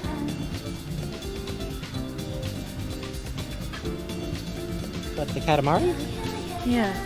Phantom Hut mentioned hearing 2 songs. Yeah, then there's just the one. No, it's... Honest to God, all I'm hearing. Oh, This okay. song is just kind of dissonant. Alright, sorry about that. No, we don't play 2 songs on purpose. Katamari music is just kind of dreamy and has a lot of layers. But yeah, that's just my conspiracy theory. Everyone notices Miyazaki likes very tough ladies. They're a little bit chesty. But they often don't notice that he also kind of likes big dudes. Yeah, I seen that Defective. I seen that. Oh, I seen that. I don't even care if that movie's gonna be good. I'm gonna watch it because Yeah, it's pretty it's and it's got pretty. very nice. It's got good ladies. Oh, those It's got ladies. ladies that I like tell ya, good ma'am, ladies. hello. You were a witch? Tell me more? Thanks. Oh, you're 6 feet tall on the broomstick. That's funny. You're so funny. Okay. I need to sit down. Somehow I haven't seen Porco Rosso yet, and I don't you know haven't? why. Oh, it's my favorite one. I don't know. We just never had it on DVD when I was a teen. Oh, we should Or watch never it. since. I was like, oh, I gotta sit down and like pay attention to it. I'll wait until I'm feeling focused, and then 9 years pass. We should watch that because it has a flex off. Good morning, Lesbian Grief. Yeah, we do. Oh, Good wait. morning. Wait, oh, good morning, Blankist. Sorry, I look at bright colors first. I'm a fucking child. And listen, it's that I haven't decided to watch it. It's just that I grew up in an era where you had to buy the Disney DVDs. And you had We to didn't sit have no through John downloads. Lasseter talking about how he discovered Miyazaki. His bestest friend. Did you know him and Miyazaki had a sleepover?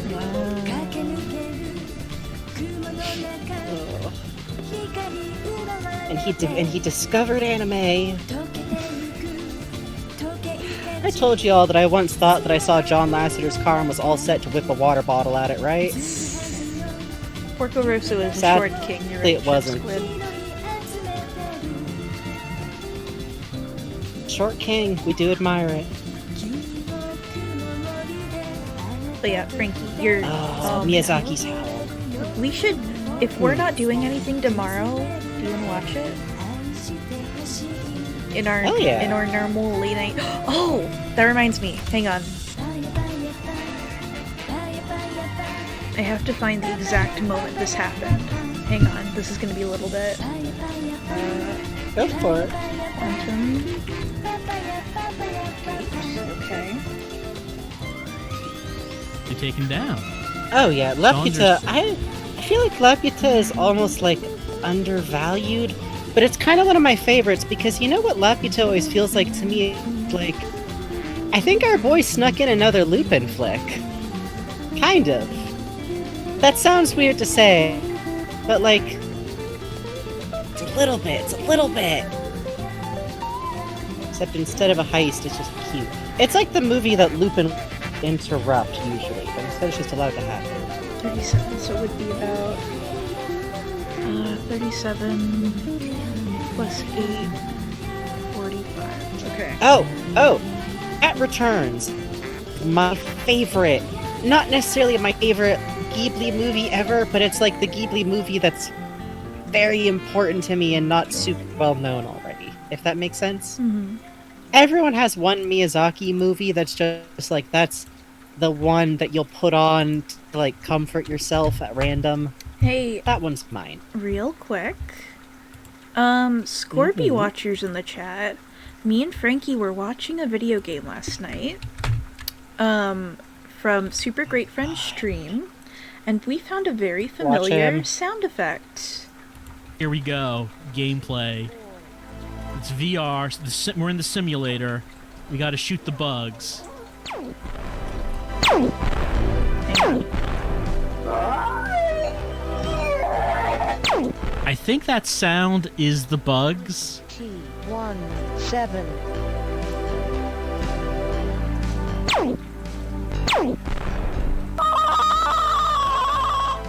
Yeah, that's like a bug screaming, I Yep. think. We have found the So I guess source. this is what we're gonna be... Kinda neat, huh? I don't know if it's like he got it from this game, or if it's just a stock effects that the game happened to use, but we both fucking sat up like wild dogs when we heard it. Yeah, we reacted like we'd heard, like, literally like a dog hearing the doorbell ringing. Yeah. Like, Hello? So yeah. Wild, right? These are the things we discover because we really like watching Super Great Friend playing weird... He plays a lot of games... He almost exclusively plays games that you probably haven't heard of, but in a very fun way. Yeah. And he's very thorough even with games that are like bad, objectively bad, or games that are kind of great, but also they're D2 by Kenji Ino. And it's kind of a lot. But also I love D2 Kenji Ino because Super Great Friend that Let's Played it so I could see it. Yeah, you guys should watch Super Great Friend. His and work that- is amazing. And that is an FMV game that we've been watching him play, and that's where one of the Scorpy sound things is from, for context, for anyone who missed it. No, it's a sound effect that he uses for his OBS. That is not... The phrase that Hino of the Dawn used is not official. That is Gur being awful. As he has the right to do. Fine. Oh god. Everybody ready to cry? Ready to cry? It's cry music time.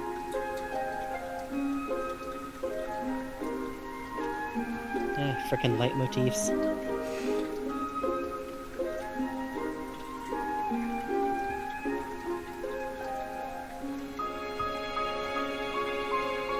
I'm gonna have to redraw Barney's hair up here, it's a little lumpy. Listen, he can't always comb, okay?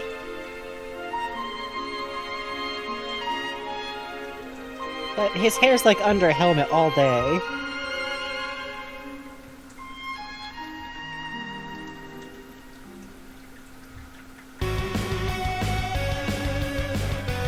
Boy, it's really going on the fucking Undertale today. Yeah, your computer just wants Undertale today. So, but once it can have it. I mean, you know, fair enough, really.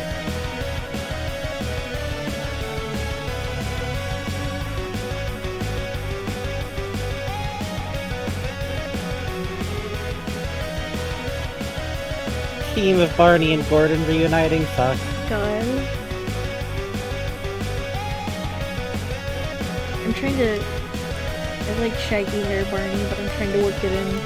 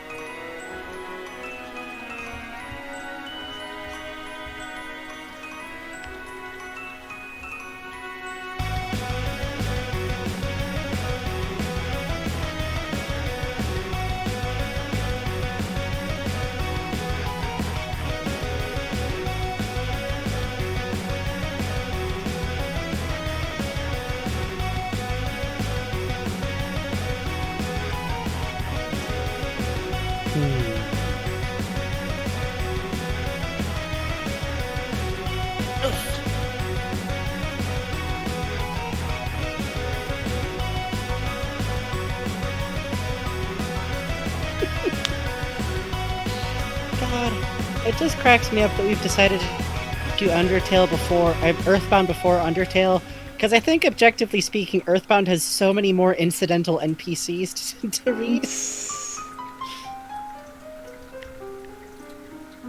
Practice. I feel Trial like by Earthbound- fire. Quick, decide what 12 distinct cop characters all sound like. Bad. As they easy. decide to line up to do karate to a little boy. Oh, God. Fucking Christ.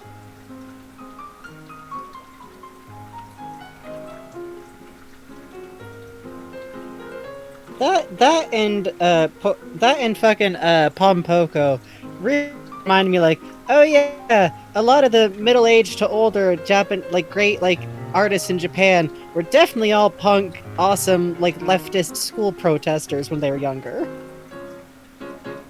Oh yeah.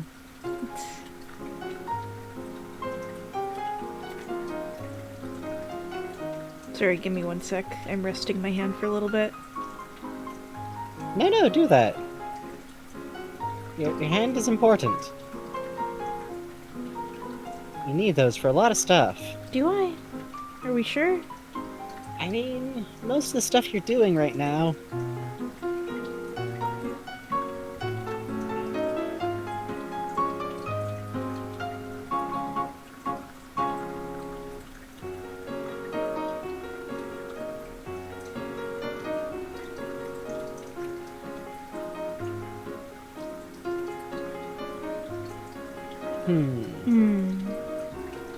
Oh, Jesus. My Instagram has like 30 fucking followers. I never post on this thing. Sorry. How did they find you? I mean 80 fucking followers. I don't know. I should probably post on it. Anyway. Okay. Probably. Take longer, take longer, take longer! I'm simply shaking out my hand. No! It sounded so painful. Stretch, everyone who's been drawing during this stretch, please. Please. Thanks. You simply do not hear that sound, okay? Everything's fine. Uh-huh. Uh-huh. Those are just all my joints is all. It's so audible. Listen. Oh. Okay. I reached an arm up and popped like all the vertebrae in my back. It felt really good. I'm sure it did. Ooh. What automod get? I didn't see it go off. Oh, I didn't see it. Yeah, I There's don't no see a the cop notification. messages. What did it get, Cause? There.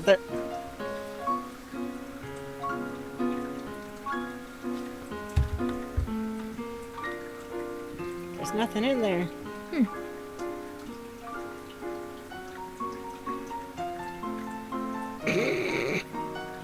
I.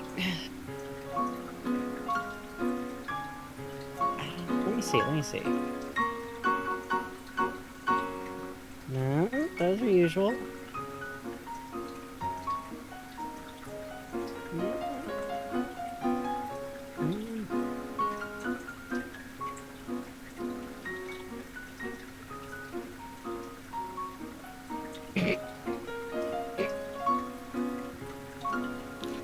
I do not know. We'll check into that, Cause. I literally don't know, like, because there's supposed to be a queue where that shows up, but Automat is silent on our end. Oh, okay. Sorry. I saw a thing on my Instagram where I don't understand how Instagram works now, where a story leads into a story.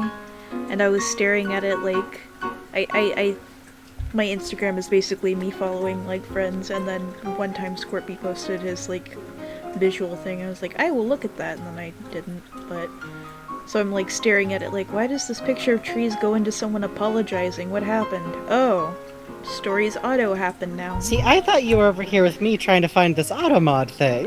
No, it's simply not there. Sorry. Sometimes Automod goes a little bloodthirsty on us. James and the Giant Peach is one of my formative childhood baby time movies. Literally one of my earlier memories. Haven't seen it for a while. I actually mean to watch it again sometime soonish. Bugs have vague, threatening plans to watch James and the Giant Peach. Yeah. But, fucking Miss Spider and Mr. Centipede have a lot to answer for. Sure do. Okay. Bugs? Yes. What is up? My good friend. James and the Giant Peach? Yes, absolutely. I love to watch it with you. Sorry, I wasn't queuing you for anything specific. Oh, sorry. Where are you going? Whoa. So, sometimes on stream you start to sound like I'm actually interrupting you working, like from the other room. Sorry. Like, I half expect you to go like, what do you want? And it's like, we're on the stream! I'm sorry. I have room in my brain for art, and that's about it. No, that means we need to start to wrap up for the night, is the new rule we have developed, remember? That's true. Let me finish this pose. Okay. And if anyone has any recommendations for who to raid, let me know. Yeah. We'll cool down first, but I think that's a good sign. Because I literally said the words Ms. Spider and didn't have you chime in with how gay you are. Oh, that's true. That's my giveaway. That's my tell. Yeah, honestly, James and the Giant Peach is such like a dunk in Found Family, and also in like, oh, weird gothic insect people. This won't have an effect later, but it did. It did, is the thing. A little bit of a thing. And then, like, you know, 2 decades and some change later, and I'm causing Vortigaunt ships to be popular. It's true. With all my little heart. All my little heart. Also Bugs in general. You know. Yeah. Might have noticed a theme. Yeah. The only problem with that movie is the My Name is James song goes on way too long. My name is James, I'm the saddest My kid. name is Jay. Jay, did you get that I'm sad I'm very and sad. lonely? I'm very that I might lonely and want sad. I know that I already explained my raison d'etre to the fucking spider I 2 know. seconds ago, but let's sing about it. I know we're talking about this song, but it does sound like we're dunking on a poor child. No, it's James the Giant Peach. We didn't yes, this real poor child who sang a song. Get his ass. Oh, you went somewhere porridge? I was a poor child. I get to dunk on the ones that are like being winsome about it. Bugs and Frankie, who are responsible for the Vortic romance visual novel / P-Cross games, listen. Listen. Good. Listen. Good. Good. Said in Wand of Gamelon Just a real style. I was gonna say, real Zelda CDI style reaction here, but also, what else is there to say? It's good. I'm glad. You killed me. Good. Good!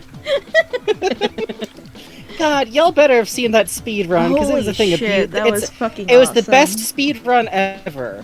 My new favorite speed run category for bad games. All cutscenes %. That and Mr. Bones. That's the good shit. Mr. Bones also showed us all of the cutscenes, which is important because that's why I know that I love Mr. Bones as a character. It's true. I have to enlarge and Mr. Bones is an undead skeleton who's just genially confused about everything happening. His reaction to every new threat is, well now, whoa there, hold on now. Can I play some guitar about it? I'd like to tell you some knock-knock jokes. Yeah, and then it works. Oh. That's the best part. Is that it totally works. Also is run by Liz Star, who rules entirely. Oh, it's the instrumental version. Boo. Hello there. You Boo. must be the one who works in anomalous materials, eh? Hello there. Oh, the speed run for Mr. Bones and also for Zelda Wand of Gamelon. From GDQ. Hang on, I'm gonna put on Freeze, Freeman, Freeze. Because we're drawing Barney. I know, you need to hear it with the audio. I do. I'm dying over here. I understand. It's sometimes it's painful when it works, when it's like that. Here we go, here we go. Hey, did you hear something? Yep, all that target range time is gonna pay off today. Open fire, Gordon! Open fire!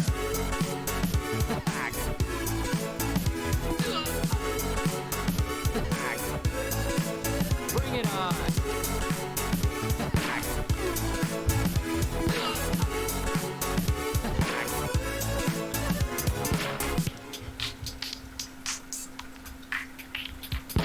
What is that smell? Ooh, something died down here. What is that shit? Ooh, it's okay, sir. I can take him. You talk too much. Yup. You talk too much. Roger that. You talk too much. Yup.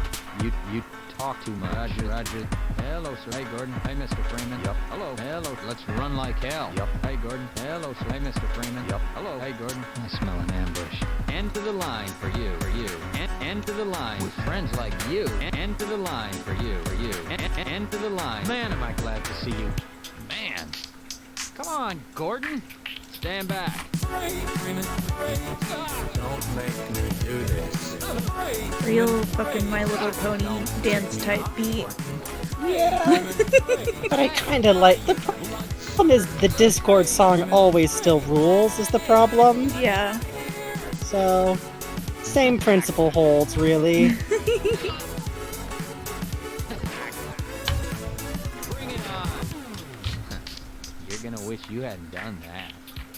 Freeman, right? I've got a message for you. Shut up. Freeman, I've been waiting for you. One of your scientist pals said to give you a message. Shut up, buddy. This is as far as I go. This is as far as I see. This is as far as I go. This is as far as I go. This is as far as I go. This is as far as I eat. This is as far as I buy a beer, buddy. This is Freeze, Freeman, Freeze.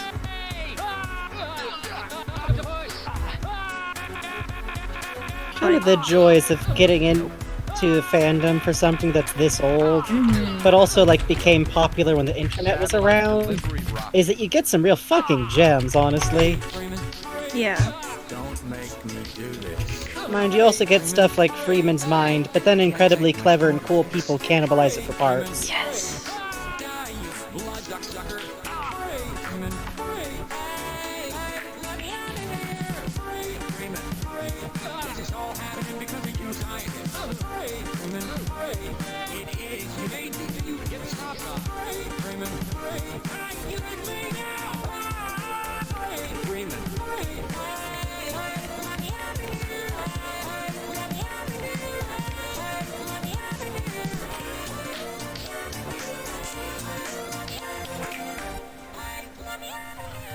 Okay. Barney actually is a Vocaloid. Little known fact. It's Mike Shapiro's secret. Man, that sounded...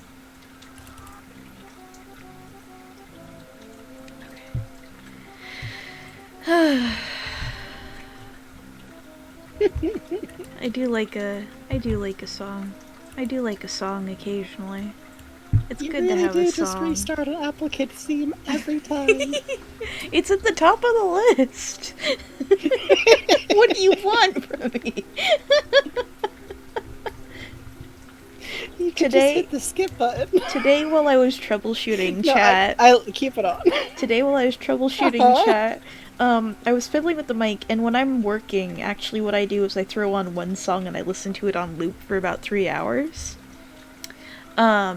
Well, usually 3 to 5 to 10 hours. And today I was doing that with Jack Stauber's Two As one Time. does. Anyway, so because I do that, I don't register when a song is playing on loop. And Frankie, like, Nope. we were having some technical difficulties. And I was setting up the stream, and I didn't realize I'd left that song you just heard on loop the entire time. And I go, oh, hey, I guess I left Apple Kid on loop for like 20 minutes. And Frankie goes, you sure did! There was emphasis behind it than I meant there to be. But the problem is, I didn't say anything earlier is that I'm also autistic and also listen to music on repeat sometimes. So I kept like half noticing and then not noticing. And then also the problem is that on my end, the music stream done on Discord for me was jittering around, which on the Apple Kid theme sometimes turns it into bump, womp, womp, womp.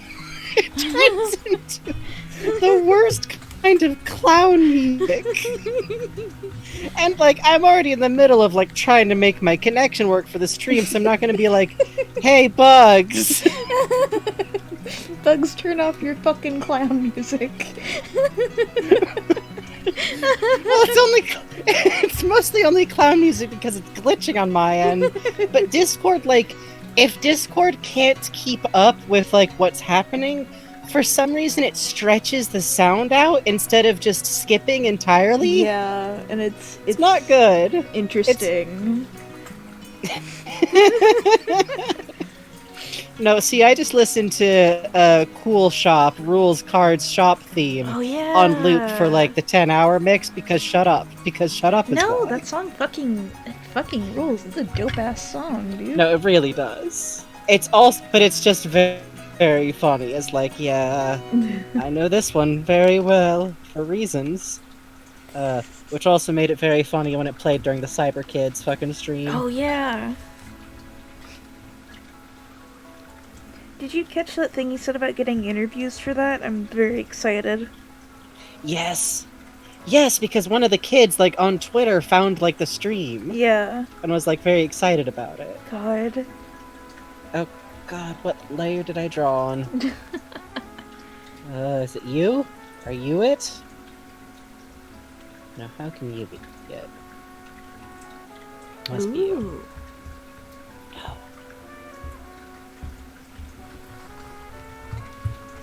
Why are you on this layer? That's weird. Don't do that.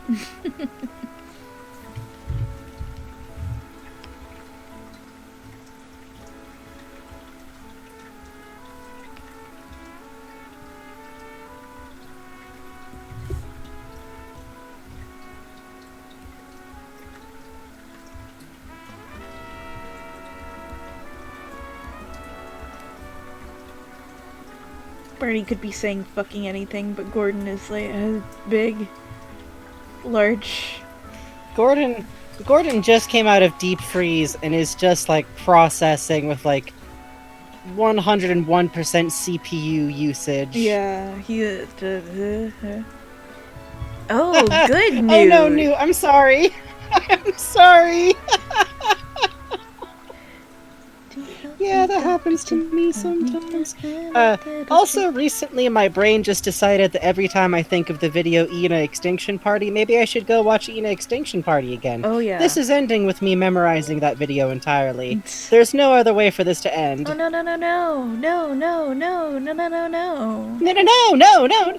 Fucking... Please permit me entrance. My mission is of very importance. Very importance. Very much. Oh, Christ in heaven. Impert. The animation is so good, though. It is. It's great. Ugh, the background music. Yes. We are talking about Ina. We are talking about the girl. Yeah, Ina's very good. If you haven't watched Ina Extinction Party, just Google Ina Extinction Party, spelled like that. It's good. I haven't watched everything else that animator has made, but I'm sure it's all very good. Also like Deadline a lot. It's a little horny, to be honest, but it's, you know, it's still pretty cool. Huh. I guess that's just all the stuff I skipped is a little bit horny. That's fine. There was one that was Somehow I pretty mostly cool about these two space chicks getting caught in a time loop of an evil elevator. It was pretty neat. Yeah.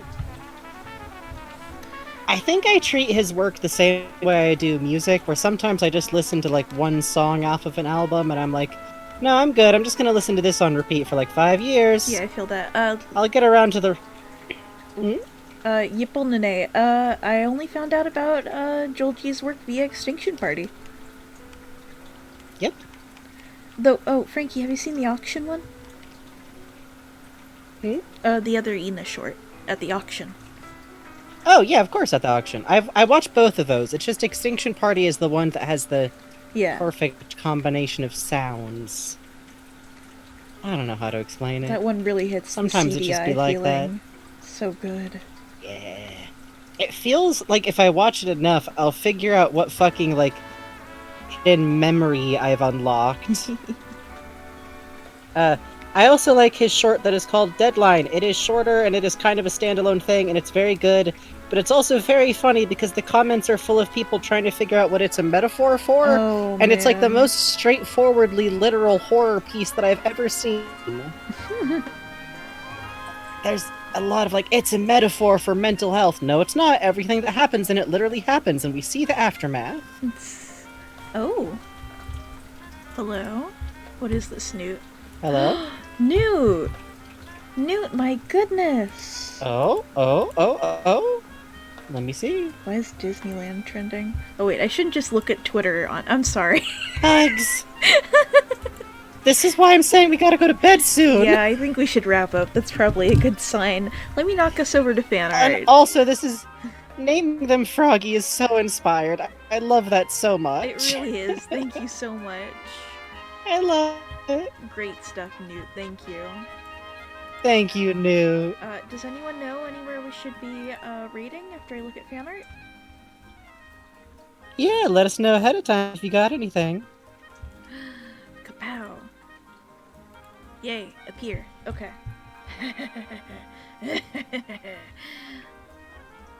I have Plans. Okay, where were we last time? Definitely before Minerva, that. Before look that. at this. Look at this. Wait, before this? I think we got all. Yeah, we got up to before this, one. yeah, the rabbit. No, Rabbit Lady was after the stream. Really? Okay. Was it not? Lily, we love the bunny. And I'm pretty sure we talked about Cuppy Dog We City did. Peace with Steven. I guess we did. Maybe it came in. It must have come in just under the wire. Minerva. But yes, it can say raccoons. Auto mod. Oh, yeah, I know why that got caught. Yeah, I know why, but Also don't when it's inside another word. This fucking Automod. rules. I love the chromatic aberration. I love this. I love how clean this is. This fucking rules. Thank you, I do Minerva. too. Thank you, Minerva. Holy shit. I love this. As you can see by the emotes I slapped onto it. Yeah, those are like all bugs. Look! Look! I love this. It bug real! Look at the baby. Bug with wasp. Bug reel. Bug real event. Bug I love escape. little bugs. Look at that! Oh, with the kitty! Bug has breached containment. Look at that! Oh my god! Fucking love this, ducks. I love this. I love this, ducks. Wait, the eyebrows! It's The so eyebrows good. weren't there before. Oh my Yeah. god! That's very fucking With- cute. It's really good. Bug reel. What will they do? The answer is pester a cat. Yes, holy shit. Oh, Dan. Yeah, that's a little what it feels like sometimes. Oh, the wasp is a thumbtack ducks. That's cool. Ducks. Oh, that's cute. Ducks, let me buy that plush off of you, please. Please just DM me with Honestly. the price. And make it a high, high. Do not say low price. Yes. We God, will know. thank you. That's beautiful, Dan. Frankie. Down. Down? Hello? Down? Guys? Muh? Listen. Listen. They used up the N already. You can't put on a second one. You guys. They did the best they could. Fuck. Cuppy Dog City. Don't bully them for spelling. That's so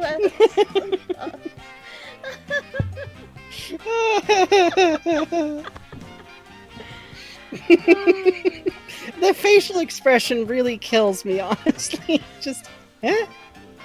God. Sadly, I don't crochet. I just do cross stitch. B. It's very lovely, though. I love this. Thank you, Cuppy Dog City. Oh, now that. Now Yeah, this is a great banner. Look at that. Oh, we love to see it. it's a good veterinary. We like to see a good cat boy. Yeah. Pro cat boy. Yep, Lonnie, what do we I think got? we need a deviant art stamp that says that. Oh, he's got a little kitty nose. Oh, cute. Cartoon crash noises on stream. What have you done? It's been known to happen sometimes.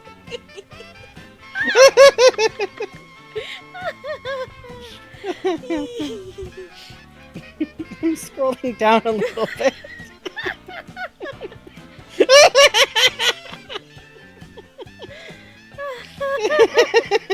Holy shit!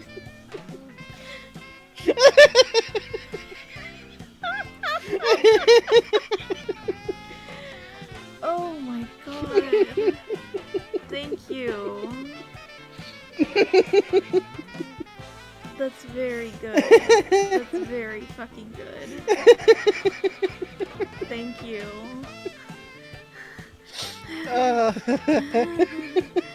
Yeah, this is basically the health This is inspector very episode good. from This SpongeBob. is very good. All of the expressions are so good here.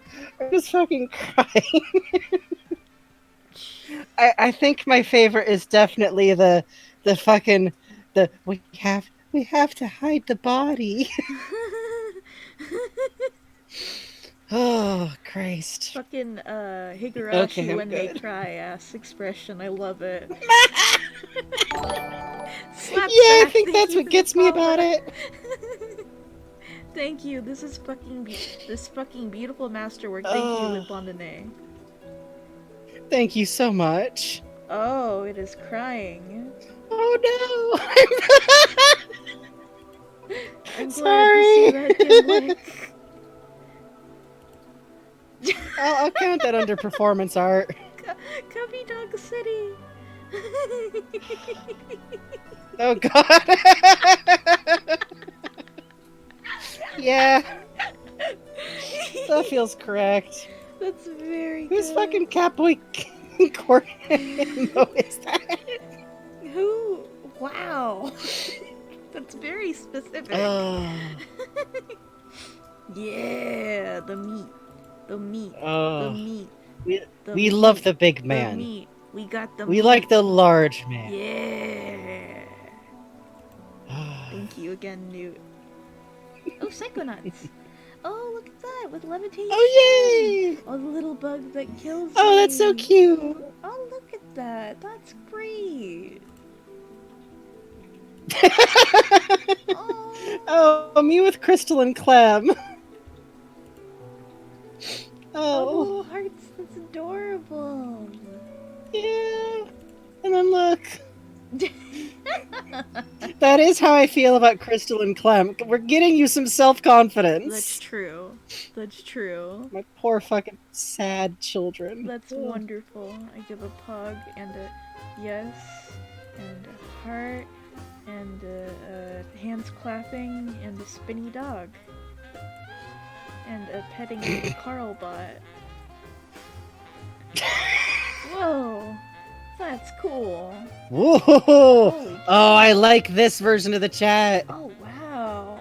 Oh, the that Bavarians, I really yeah. love the little tiny, little chat down in the lower left corner. Yeah. Cause These are all the great- wasps. These are great studies, by the way. Wonderful work. Yeah. Those noses are fucking Look at that. You hard. got the teeth all lined up the right way. That's tricky Yeah, geometry. that is actually great work. God damn, this fucking rules. I like how it's a big chat, but it's still kind of bug size because there's a bug for scale. Yeah, I love that. That's extremely fucking I cool, really do Pistachio. love the very amorphous, realistic chats. It makes me very happy. Yeah, same. That's fucking dope. There's like something very like slime moldish, but like a mud, which I really enjoy. Oh, I like this haggard-looking Barney a Oh, lot, hello. Bubbly. This guy's really nice. Yeah, that's a good looking Oh, boy. he's cozy. He is in a turtleneck.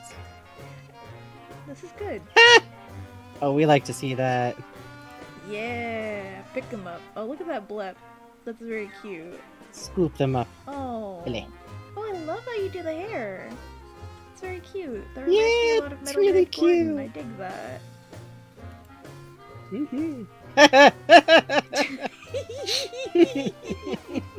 FNAF will be there. FNAF is at the fridge. Oh, thank you. Oh my god. Oh, Yeah. and then we got a good boy. It's Froggy. We love Froggy. Froggy. Froggy. Froggy. Fra, can you do Barney it, chat? definitely- Fra, Oh, let's see. come on. Let's see. Aw, We Fra. believe. Uh-huh. Uh What comes huh. after that? You can do it. This is cruel. Come on. Fra.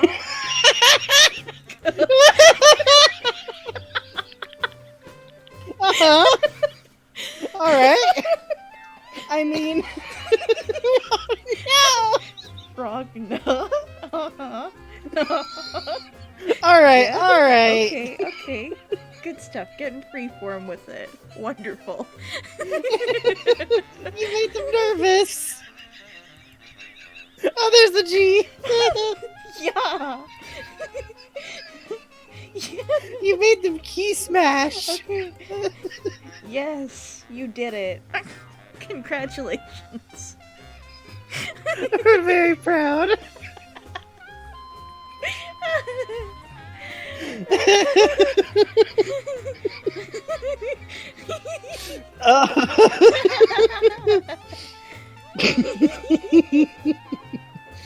I am going into the queue. Goodbye. Thank you, Cubby Dog. I want to put a little thumbs up. Now, Oh, I love the. oh, yo. Hey, Cap. Hell yeah. Or, hey, Rab. Wait, Barney. Oh, I love yo. this. Yo, that's cool. I love that. Yeah. This is cute. Look at him. Oh, this is great. I love Yeah. that. This is so cute. Oh, doing that expression meme thing, right? That's a great way to study. That's how I studied when I was starting out doing expressions. This is great, Nulonix. Wonderful work. Yeah, honestly. Something It's a good way to work. Something I was reading about when I've been doing like characters that do sign languages, or do like ASL, is that nicknames tend to be like like A into tall, or like, oh, this is my friend Alan, A tall. So what I like to think of Gordon doing for Barney is B into handsome. 'Cause I'm a big fucking dork. He's very handsome, you see. I am. Again, this rules, and I like the little use of textures here. Yeah! It's really pretty. I really love them. This is And I also like that, like, that's the line Gordon says to him. Oh, this is So having it be in quotes next to him is very lovely. It always makes me happy when I can tell that, like, oh, someone is picturing something that I didn't explicitly write out in the text. Hoo hoo, hee ha, ho ho. I just Trick realized of author. This is mixed media. This is like either watercolor or marker scanned in with digital work on top. That's hard Yeah. work. That's amazing. Yeah, for real. Great stuff. Oh, It random looks double O lovely, factor, too. I love that. And a Barney. Hang on. It is a Barney. We do like to see a Barney. We love to see a Barney. We must celebrate. Beautiful. This is the final Barney chat. Behold. And while we look on this, Behold. I will see who is rateable right now. Yeah. No, Games Done Quick is not live, Twitch. You can't trick me. It could be. It could be. You don't know. We do know. For God's sakes, everyone at Games Done Quick better be, like, napping. It's for real. Do you guys mind if I send you to something with insects, or would that scare anyone? Because I found out there's channels on Twitch that broadcast ant farms. Oh yeah. Ant farms. bullying. Yeah, and by the way, for those not in the Discord, that's the best place to see fan art, other art. So many people have so much cool art, and they also have good pets, and it's also where we put clips, and it's also where you can suggest games. Even if some games that are suggested, we're not doing the Muppets games. We love you, Adrian. We're not doing the Muppets games. Okay. We're not doing the Muppet games. I would be so unfun. So I am sending you guys to Superantastic. Yeah. And it is currently a farm focused on a view of an ant queen, and you can actually see her in this, with some drones nearby, and it looks like there's a little ant grub on screen too, actually. So, Oh, it's a baby! have fun, guys. Have fun. Play nice, okay? And next time we play, we'll see. We might do a video game thing next, and Alex will get done eventually, but who knows? Who knows? Have fun. Maybe Bugs? Who knows? Bye-bye. Have fun. And